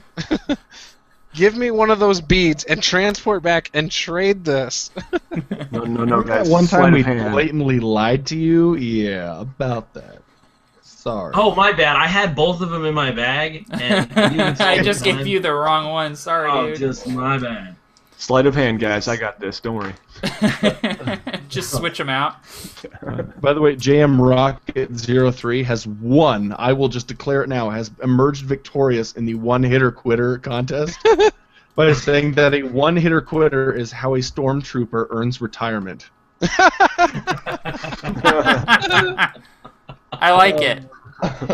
He was inspired by your comment about the lightsaber earlier. Lightsaber crossguard. That lightsaber is awesome. You like that? I did. I like Yes, I did. I like Scott Erickson's one-hitter quitter, one who abstains from the use of herbal smoke after only one attempt. See Bill Clinton. I tried it once, but I did not inhale. Or whatever. He did it way more than once. Yeah. Okay, so you guys have sort of grabbed all of this stuff. You have it on your person. Who grabs the scale? Yeah, who has the scale? Aerodon. Sure. Yeah, I'll take that. I'm gonna. All right, I'm gonna Aerodon, you got sneak the it into scale. his pocket. While everyone is grabbing and finishing up, if no one, if I can tell that no one is grabbing anything, then Durgan begins to just destroy the crate, just wailing on it with his maul, destroying anything in it, just going nuts on it, like probably a little more feverishly than he should, like, ah! Yeah! Just the thought of the giants using these things, it's just, you could see that he's lost it a little bit, and just going at it until finally he just hits it and lets his old maul stay there while he picks up the new one, slings it over his shoulder, and then starts to walk. Awesome. Nice. And All I right. would give him a slap on the back as we walk out. I'd give him a slap in the face. Just, nice, friendly slap in the face. No, I I just say, I totally understand your frustration. I can't believe they would use these vestments of Ilmater. Aye, Is so that crate's from Stone Rift. aye, without a doubt. I don't know how it got here, but no matter how it got here, it breaks every tenet we stand for. Someone will pay after the giants. Let's start with the Giants. Agreed. I would like everyone to please make a dexterity saving throw. Oh, man. All right. Yeah. 15. Put it in the chat. Let's put it in the chat. Oh, That's my bad. Oh That's no. Unnatural 20. What babe. about luck? Oh, yeah. You know what? I would use the luck, except I think he's too frazzled from all that. He wouldn't be thinking, All right. Give me 1 second. But I do believe my. Nah, I won't do that. That's kind of like meta. Okay. I want to know what you were thinking. Yeah, me too. You I can't was thinking do about. that. I was thinking about being like. I was thinking about giving him one of my last inspiration and being like, well, Dice kind of calmed him down by saying, well, we'll start with the Giants. But you know what? Nah, I'm gonna let him fall down or whatever happens. I'm going to let So- him laugh. I love You you, guys- good buddy.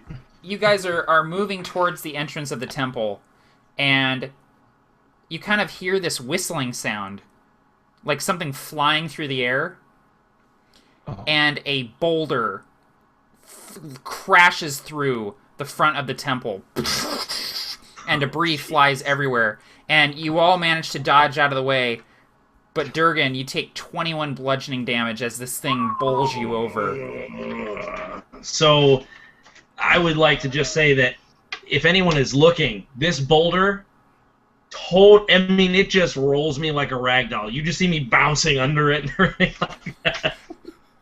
Oh my god. How are you feeling, Durgan? I am feeling, without being meta, it looks like you see me just bloodied, bruised, my armor is dented, I am looking really rough. Really rough. And that's So the I wolf. immediately rushed to his aid, and just kind of put my hand on his shoulder and tell him to relax for a second. And as I do this, I will use a second level spot. Durgan would, when you say to relax, Durgan would smile with maybe, I don't know, let's see, 2 teeth left in his mouth. 13. Do you want me to mend your teeth? Oh, it worked so well the last time. Yeah.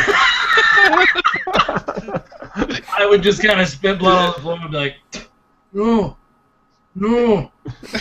You would have perpetual Kool-Aid teeth. So this glow emits from my hand, and you feel this warmth just kind of flush over you real quick. Okay. For 13 points. Nice. I know we're gonna see mend the teeth in the comments, guys. Yeah. You're gonna have a nice gold grill to match that blue beard of yours. Yeah. Okay. I am a hype man, remember. And that's true. That's true. And He's all about that action. through this that gaping action, boss. hole that has just been like crashed through the front of the temple, and this boulder rolls to a stop after it bowls Durgan over. You see the light gets blocked out, and oh no, Barker just dropped. No. Damn it! Barker! Oh, he's back. Okay, Take him. Yeah, there we go. you back, Barker? Yep. Okay, cool. Yep, sorry. So I heard about the that boulder rolls Durgan.